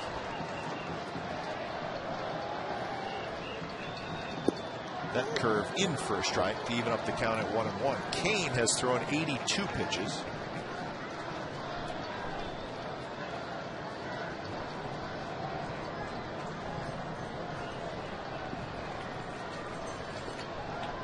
Back-to-back curveballs to Jack Cust.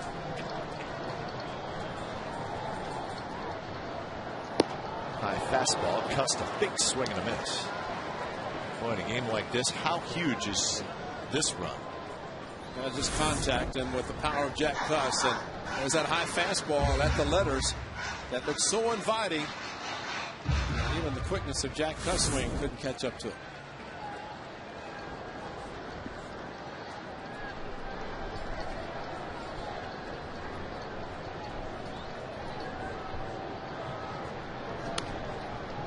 Another fastball.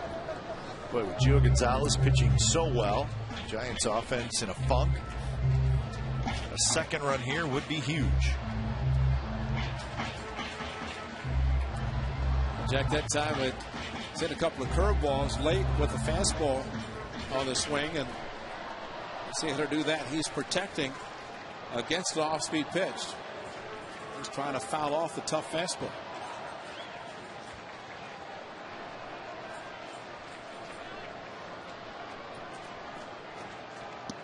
Runs a fastball inside to even up the count.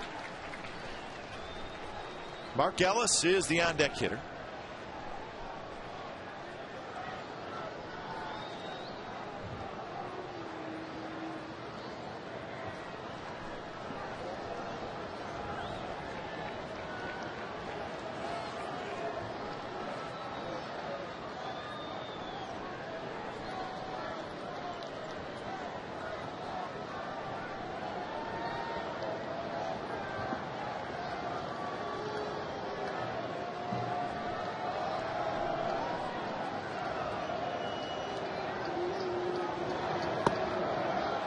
Changeup, and Cuss lays off, so full count.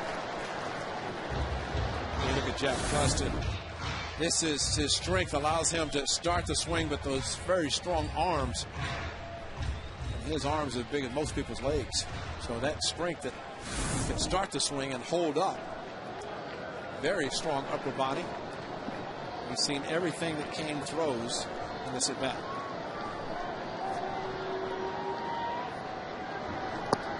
And he went around. He came back with another changeup, Ray, and Cuss could not hold up. That's a big strikeout.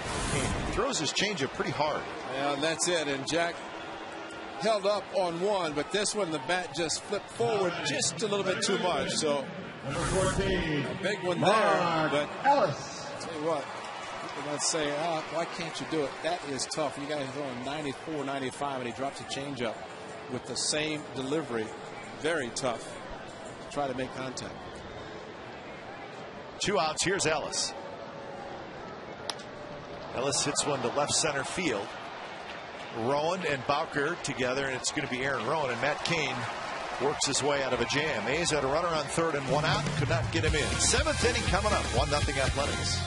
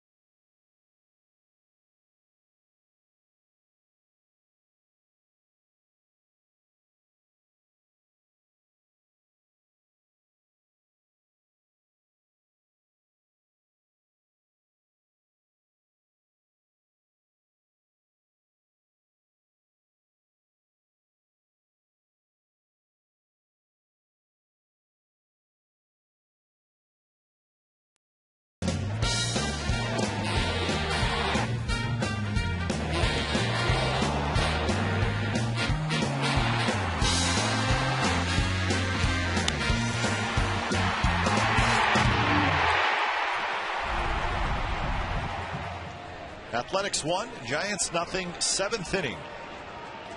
In a cool, breezy afternoon at the Coliseum, the story has been Gio Gonzalez. He has retired 14 consecutive hitters. The last Giants hit, Andres Torres, a single in the 2nd inning. He's got 4 strikeouts, 1 walk. And he has now thrown 76 pitches. He's had terrific control to jump the head of hitters. Well, leading into this inning through 6 innings, 21 batters, 16 first pitch strikes. So as you mentioned, getting ahead, something that's always important for a pitcher. If you can do that, first pitch strikes. Right back to Gonzalez. He grabs it, throws low to first. Barton digs it out and steps on the bag. That's twice Gonzalez has done that today. Just step off, take a deep breath, and don't worry about it. The 3 pitches to Pablo Sandoval. First pitch, curveball misses. One of the few first pitches that did not need a strike. And then back-to-back fastballs. And Gio will show up soon, working on PFPs and making throws to first base. Afraid of it. Well, he'll start running the ball over. Last night, Trevor Cahill handled a few and sprinted over towards first base and shuffled it underhand. There's a curve in for a strike.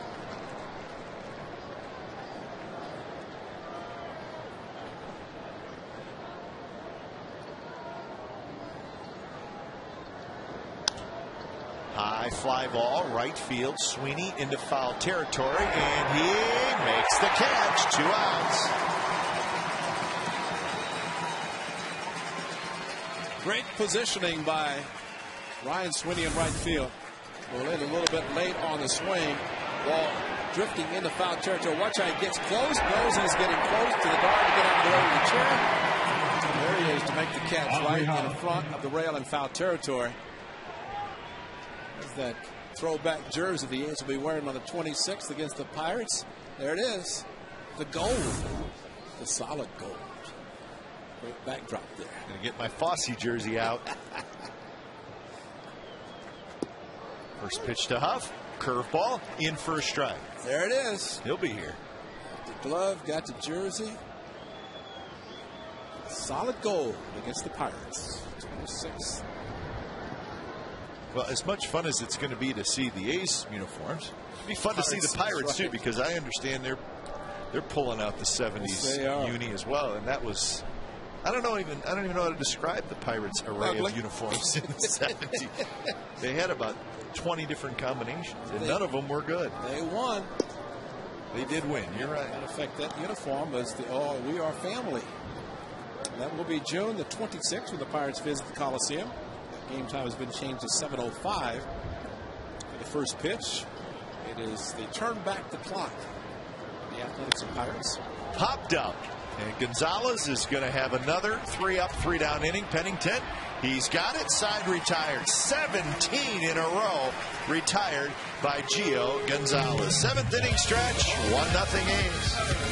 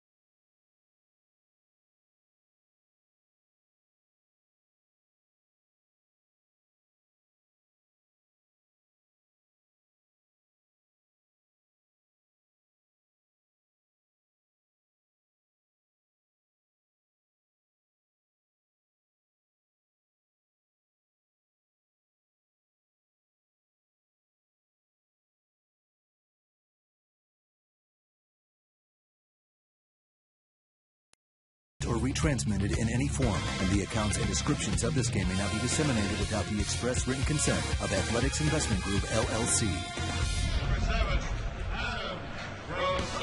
Well, go deep with Sportsnet Central tonight at 10:30 on Comcast Sportsnet Bay Area. We'll have full baseball recaps from Game 2 of the Babe Ruth Series. Sharks getting ready for Game 4 tomorrow against the Blackhawks and the rest of the NBA and NHL playoffs. Having fun? Good afternoon at the ballpark. A serious pitchers duel that the A's behind Gio Gonzalez lead 1-0, and the A's have their leadoff man aboard again. There's a base hit by Rosales. They've had some chances against Matt Cain. He's toughened up when he's had to. A fastball that Adam could extend his arms. Cain last at bat threw a 2-2 fastball, 1-2 fastball in on his hands and popped it up to center, but this time great extension. Able to drive the ball to right field. I like that eye black that Adam has under his eyes to kind of deflect the sun, but it also covers his black eye. Yeah, that's true. Suffering from the last road trip. That's pretty smart of Adam. It's a beautiful afternoon.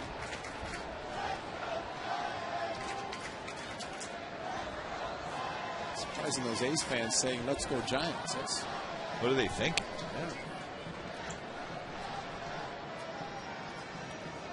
Pennington to bunt, bunts it in the air and back over the backstop for a strike. Hayes now with 5 hits, the Giants with just 2.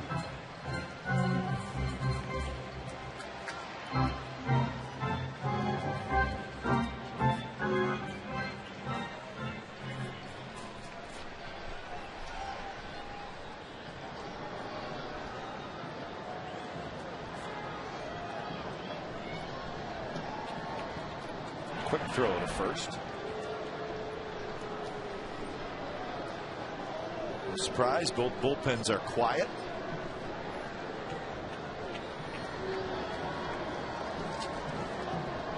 Bob Guerin trying to figure out a way to get at least another run, an extra run.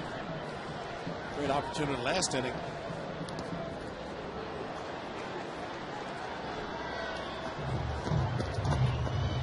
A few times at Rajai Davis, a couple of times I can think of where he's got 0-2 after missing 2 sack bunts, and was asked to bunt again with 0-2 and has not been successful. We'll see what happens as Sandoval going back to third. Rajai in the on-deck circle, trying to come up to hit with the runner in scoring position. Let's see if the sacrifice bunt is put on again. The skipper.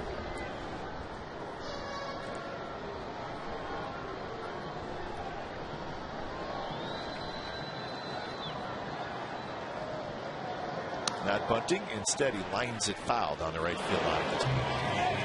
That Angels game, as Ray mentioned, the final Angels 10, Cardinals 7 in St. Louis. So that series tied up a game apiece. Casimir the winner.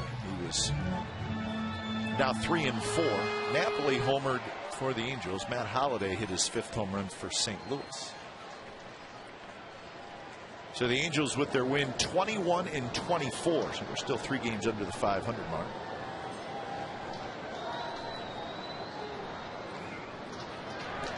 The White Sox beat Florida 4-1 in Chicago.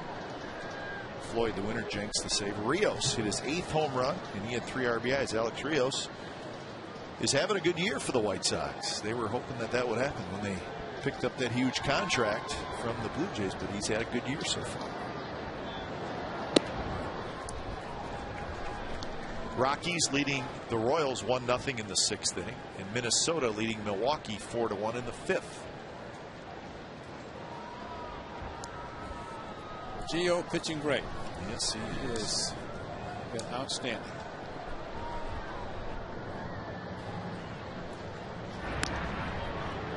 Gio, of course, as we mentioned many times, he's from Hialeah, Florida, so likely a lot of folks watching him pitch, as they always do. They'll find a location they can watch the game.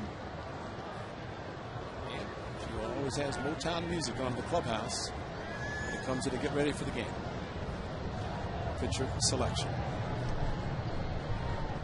Again, the 1-2 to Pennington. Foul back.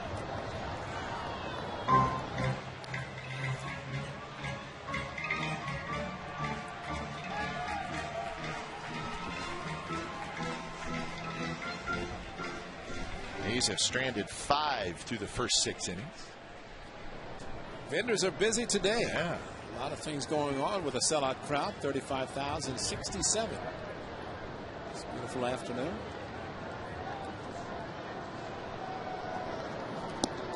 Changeup drops low.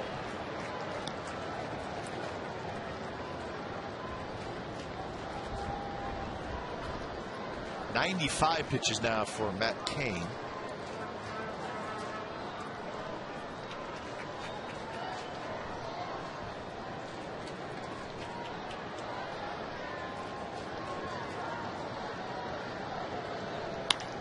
Bounces it right to Sanchez, who flips to Renteria, and that's a tailor-made double play. Well, the final day of the perfect homestand is tomorrow at 1:05 when the A's take on the Giants. 15,000 fans will get a commemorative Braden Perfect Game poster. A lot of great things this week. We get tickets and more details on the rest of this week for tomorrow's finale at oaklandathletics.com/perfect. Logo out on the left field next to Ricky Henderson's jersey.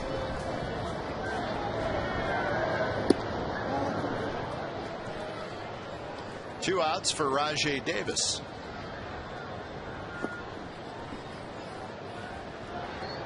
Red will be heading to Stockton, his hometown tonight. The Stockton Ports are recognizing his great feat. Benji Molina coming over near his dugout, and he slides and he makes a nice play. So Matt Cain puts down the A's, gives up a hit, but nothing else. 8th inning coming up, 1-0.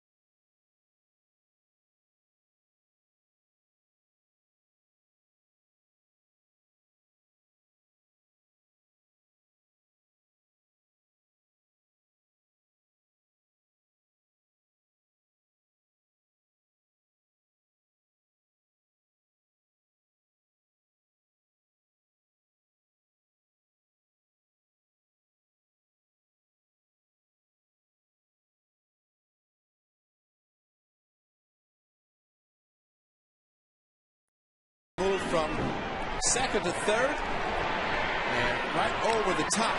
And then, how about this one? A slow hit ball. This all coming in the same inning. 2 pitches, 2 outs, 2 ground balls to the sure hands of Adam Rosales.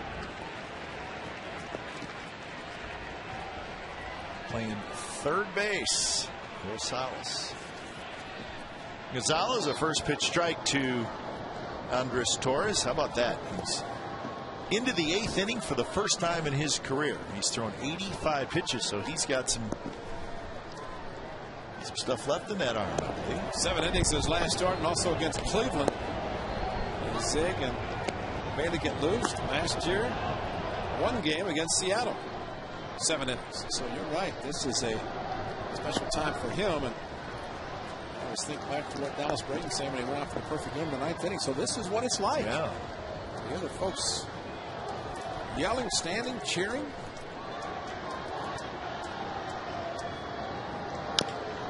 Big bouncer. Rosales waits for it to come down. Fires in time. What an arm. What a cannon by Adam Rosales. He can charge the ball and release it quickly. And he can play back.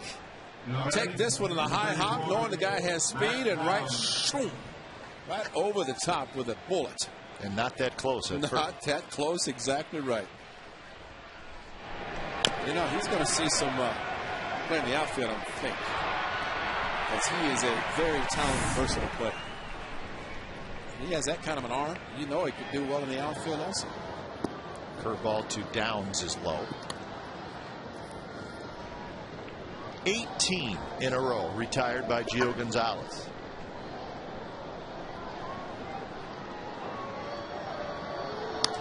Downs, fly ball toward the line and right. Sweeney into foul territory, reaches up, makes the catch.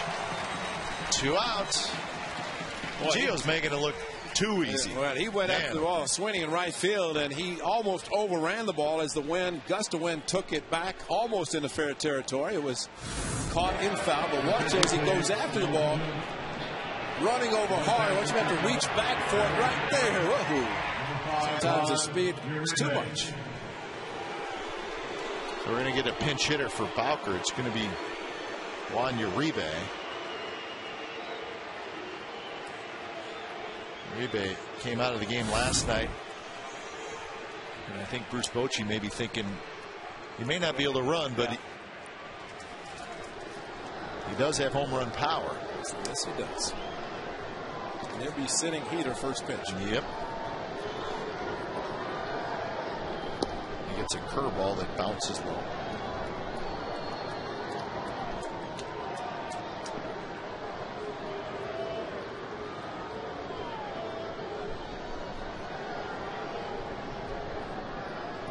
That went in the dirt. 2-0.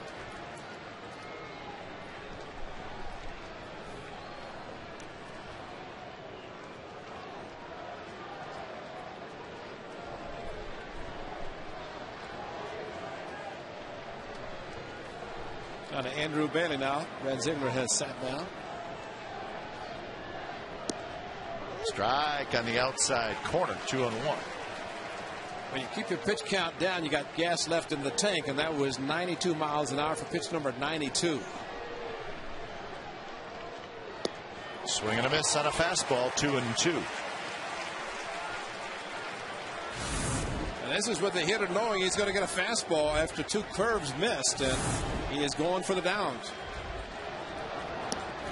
Just a bit outside. Wow. Sam Holbrook looked to his right, would indicate that the ball was outside. Tommy Kim. Payoff pitch to Uribe. Swing and a miss on a breaking ball in the dirt. Gio Gonzalez has retired 20. That's right, 20 in a row. Bottom of the 8th coming up. 1-0 A's.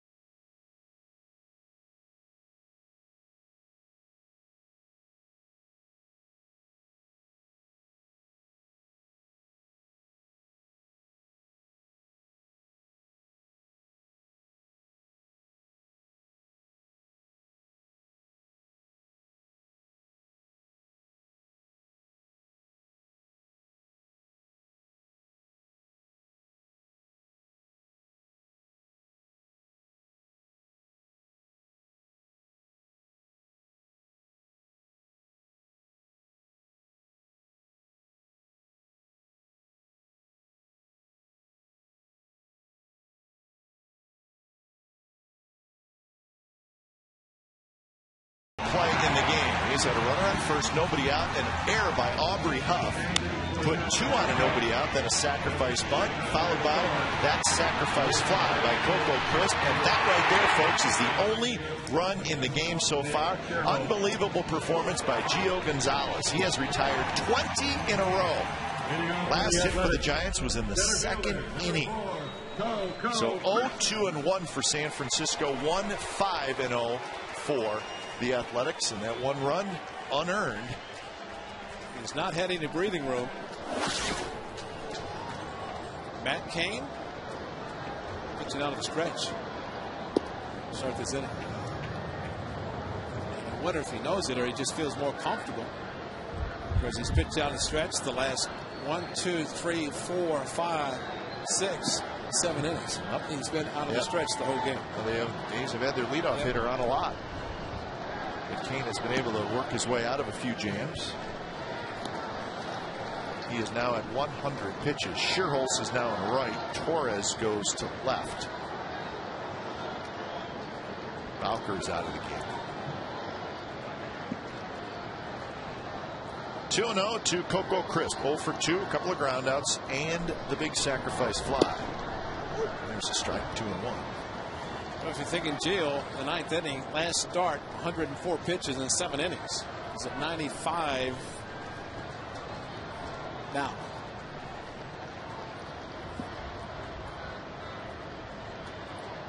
And Vito, Andrew Bailey would be up. Just a question of whether he comes in the 9th inning.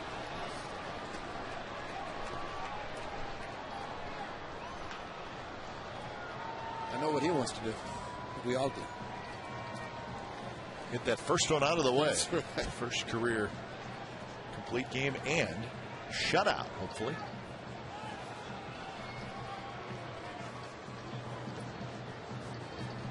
Now full count to Crisp.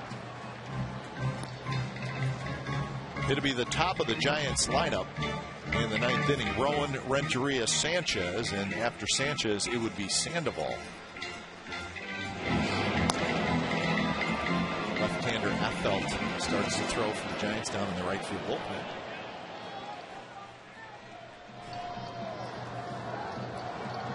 To Coco Crisp is right there at the knee. Strike 3 called. Kind of a half swing by Crisp. And that is strikeout number 4 for Matt King. Well, he started to, thought maybe he's out of the strike zone, could not pull the trigger 100%. And is run up by Sam Holbrook. So here's Barton. And now Bailey, who was sitting down, gets up. He starts to throw. We shall see. Well, if you're hoping for Gio to go out the 9th inning, this is not very encouraging because normally the closer, reliever, if he's going to be coming in the next inning, would start throwing with 1 out. And that's exactly what Andrew Bailey is doing.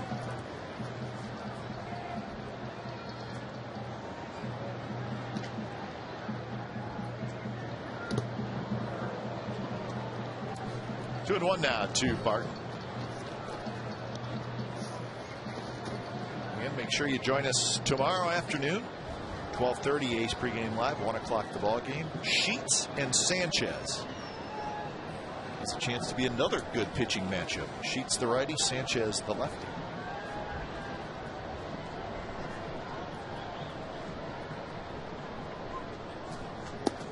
Strike on the outside corner. Derek Barton has not been in agreement with Sam Holbrook too much today. Especially the outside fastball. And Derek, as we have seen, has an excellent eye. But Holbrook kind of sit on the right shoulder of the catcher with a left-handed batter. It's a little bit of an angle. Foul territory. Trying to maneuver around everybody out there is Andres Torres. Had some chairs and some relievers to get around. There was a jug of water.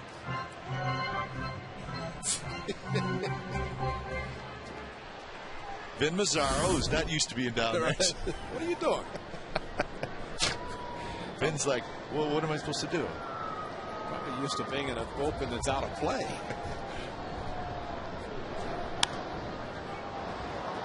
High pop-up. Sandoval. Third makes the catch. 2 outs.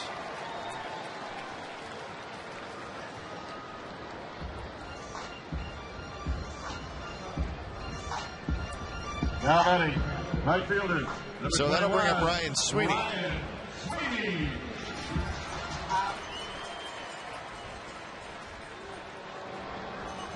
Sweeney is 2 for 3 with a single and a double, and the 1 out he made was a line drive to left. Sweeney's single was to left field. His double was right over the bag at first, down into the right field corner.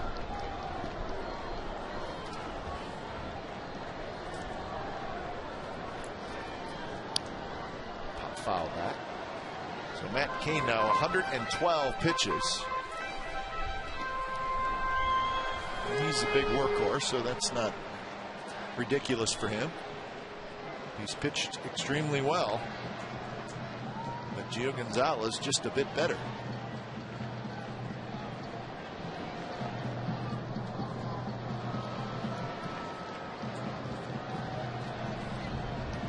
0-2 pitch to Ryan Sweeney. Curveball hit to right. Sherhol's back. Now in and over. He's got it. Side retired. Here we go, folks. Bottom of the ninth coming up. Top of the ninth coming up, I should say. It's a 1-0 A's lead. Who's coming in?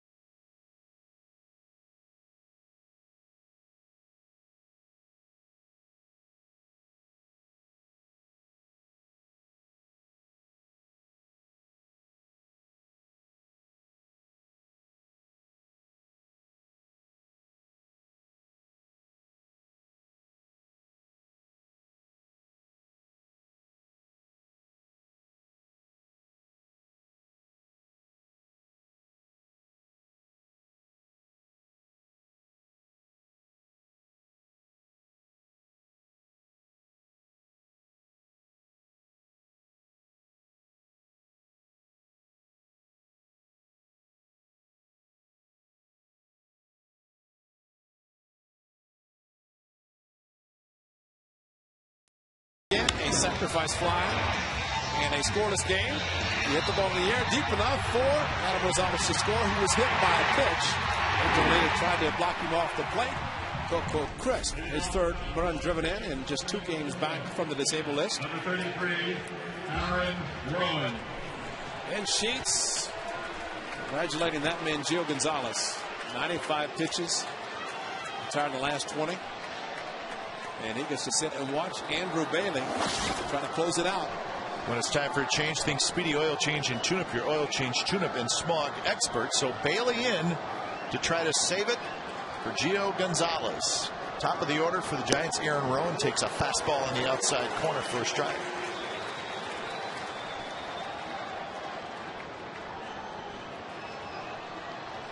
Six saves for Bailey with a very good 1.15 ERA. Swing and a miss. 95 miles an hour, and it's 0-2. Rowan is 0 for 3. He's hit a couple soft grounders to third, and he has struck out. Those are just Powder River 95 fastballs as Matt Cain looks on. 8 great innings from the right-hander. Just 5 hits and 1 run. It's a little cutter.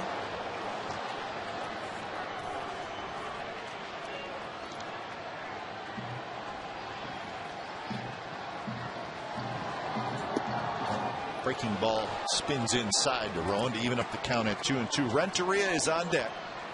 And then after Renteria, it's Freddie Sanchez. Fastball, cutter, curve. 2-2. Down low, 3-2. It was 0-2. Giants have not had a base runner since the 2nd inning. There were 2 on them. So we've got a fly ball to center on the strikeout.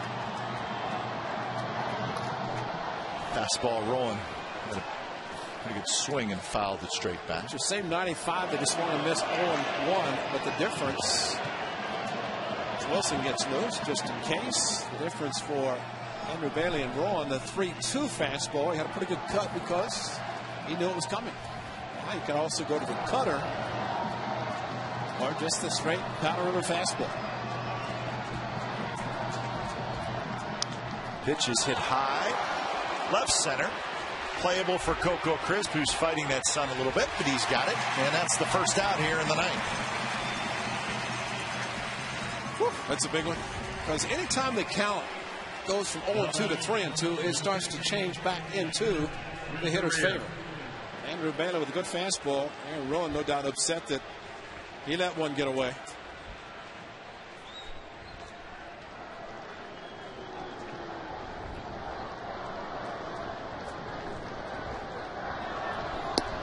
First pitch to Renteria is outside.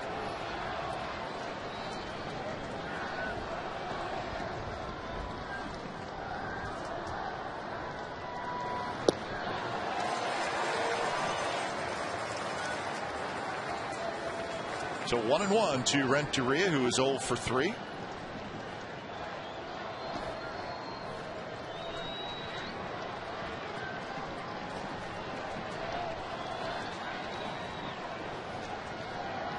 Curve in for a strike. Most hitters do not expect to get that kind of a pitch from a closer.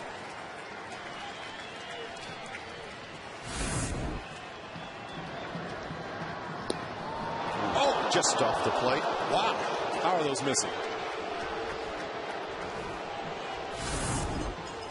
Tommy Cam.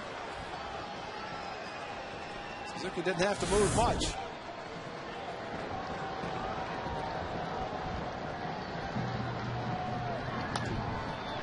Hook to the right side. Ellis knocks it down, but Renteria is going to be aboard.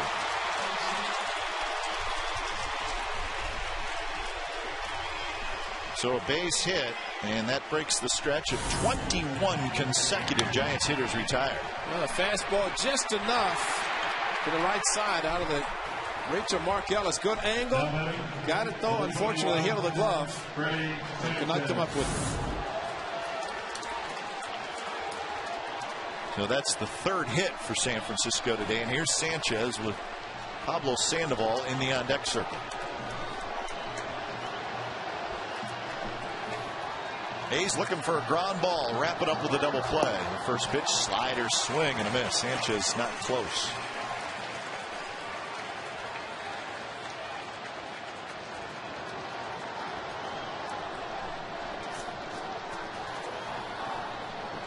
Bailey working very quickly, and Sanchez called timeout. And Bailey works as quick as any pitcher I've seen.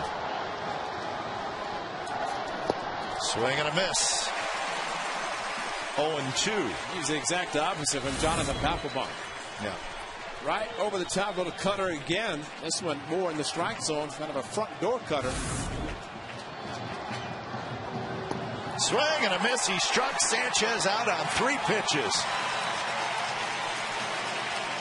3 swing throughs, and Sanchez sits down. This one, fastball down the middle, 95. Trying to go to the right side with a hole open on the right side. Pretty good hitter. Just swung and missed 3. Well, this should be a fun matchup here. Sandoval and Bailey. Sandoval is 0 for 3. He will not get cheated either.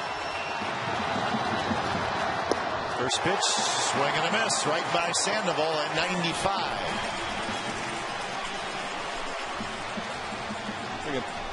Beatles out there ready to go as soon as Sandoval steps in. Swing and a miss, strike 2, 96. Does he have a 97? If he does, it's going to come here. 35,067. Whether rooting for the Giants or the A's are on their feet. Fastball high as Renteria goes to second. And that is the tying run now in scoring position. Indifference? I beg your pardon?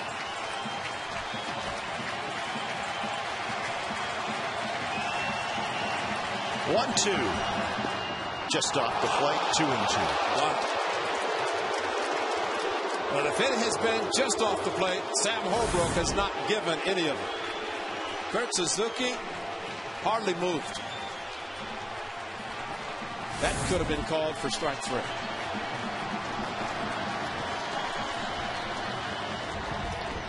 Foul back and a high fastball.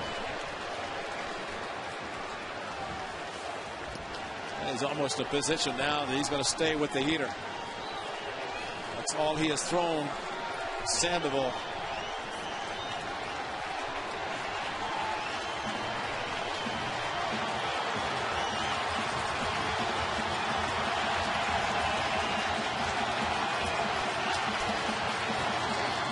And that's a pretty good swing by Sandoval. A pitch that was a little down, a little more hittable than the last foul ball. I almost like to see, and they're going to talk about it, I almost like to see something off the plate, maybe off speed, try to get him to chase a bad pitch. He is capable of doing that. Fly ball to left field, ground ball to second, slowly hit, and ground ball to the pitcher. And Andrew Bailey wants another baseball.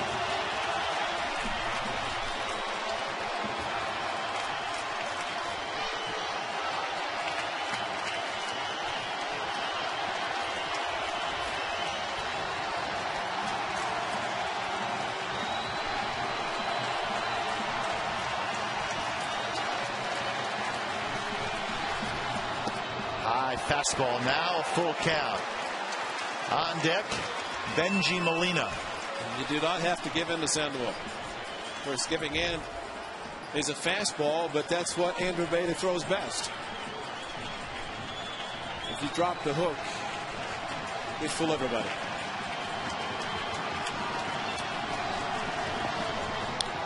Popped up and out of play. Stayed with the fastball at 95.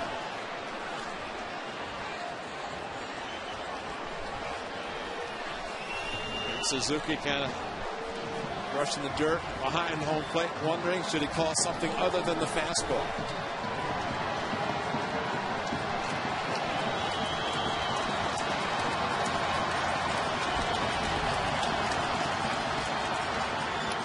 Another foul ball. Pretty good way to end it here, huh? Yeah, on every pitch, of course, the hitter times it a little bit better, a little bit easier, and the way he is kind of late in a swing with a good fastball, which you're thinking that maybe he's got. You'd be thinking maybe, oh, well, what if he throw an off-speed pitch? But that could be going against Andrew Bailey, secondary pitch.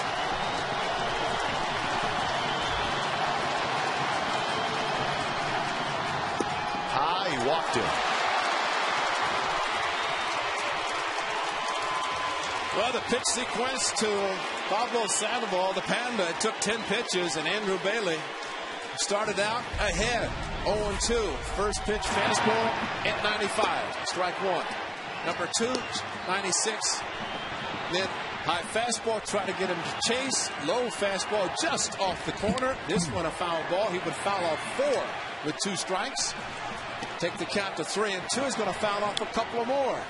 Good fastballs, and then try to go upstairs, ball 4, and a walk on 10 pitches to Pablo Sandoval.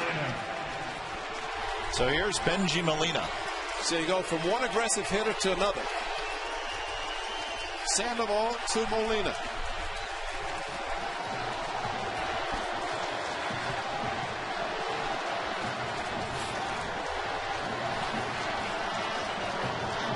First pitch right down the middle to Molina for a strike. How'd he take it? Why'd he take it? He never takes. He won't take again. Renteria at second, Sandoval at first. Cutter outside, even the count at 1-1.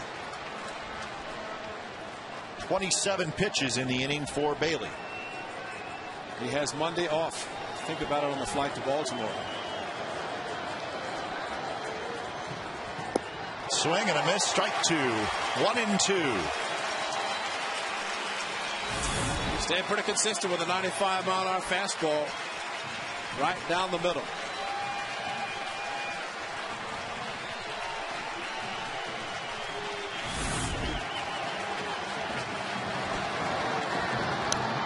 Popped up foul. That one a little up in the strike zone. That was the cutter. So he started to swing for the fastball, got the cutter, and just kind of guided his bat through to foul it off.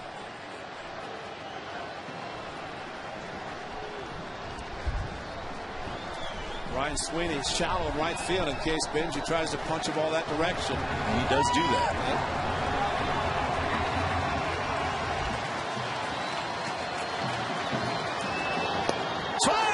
Yes, he struck him out. So Bailey has to work for it, but he gets it. He strikes out a pair in the ninth. And the pitcher's duel goes to Gio Gonzalez and the Athletics. A final score of 1-0. An unearned run by the A's. That was back in the third inning, and they made it hold up. Little bit of a cutter to Benjamin Molina right on the outside corner, and he got him. And to be very honest, I take my chances with Benji instead of Pablo Sandoval. He can do so many things. It took 10 pitches, and they walked him, but then got Benjamin Molina for the big strikeout. So Gio Gonzalez gets his 5th win of the year. Bailey gets the save. And the A's have taken the first 2 games of this Bay Bridge series. And just as important, they've got back to the 500 mark. They are now 22-22. So a sellout crowd, 35,067. A well-played game, and the A's took advantage of one mistake. Most of the time in a 1-0 game, there's a mistake. That's right. And there was today. Aubrey Huff, a critical error. A's took advantage of it. They did little ball after that. They ended up getting the only run in the game without a hit. Yeah. And that was the difference. So just a good all-around victory again, but Gio Gonzalez obviously the story. Oh, wow. I mean, for Gio Gonzalez, and someone said, well, just 7 more, he's got a perfect game because he retired his last 20. But welcome back, Coco Crisp. What a story. You show up and win 2. Oh, man. You know, just fortunate to get some guys on for me to be able to get an easy one. You know, I guess it wasn't too easy, but still got that 1 run in. And it ended up being the difference maker. Indeed, the sacrifice fly in the 3rd inning, but obviously a game where small ball was going to be the difference. And Ray and I just said, Coco, no hits in that inning, but a hit by pitch, an error, a sacrifice, and then the sacrifice fly. Quite frankly, you guys are going to have to win games like that sometimes. Yeah, Raj did a great job in getting down a bunt, getting people in scoring position. And, you know, the pitching did a great job. I mean, that's what we're going to have to ride all the way through the season. And, you know, 1-run ball games, we're going to have to find a way. Bills did a good job of closing that out for us. And, hey, it's a great victory. You know, last night, Coco, it's great to see you back in the lineup because you can just see the change in the dynamics of this ball club, the excitement, the running. 33,000 plus last night, a sellout this afternoon. You come back, you draw the people. What is it? I don't know, but it's a base series, man. I know. But I'll take it, though. I pretend like it's all me and Ellie, coming back right here. But, you know, it is nice playing in front of a huge crowd, and the last couple nights has been fantastic. And Coco, it looked like, even you said last night it was a windy night. It looked like today as well. I know the outfielders going after the balls. It looks like they were struggling a little bit. How windy was it today? Oh, it's been crazy. Like, you know, fly balls are blowing towards right, towards left. You don't know which way it's going to go. And I think we did a good job on both sides, actually, of concentrating today and making the plays out there. Coco, we touched on it briefly, but getting you back in the lineup, everybody expected this style of play at the beginning of the season. Unfortunately, you missed 42 games.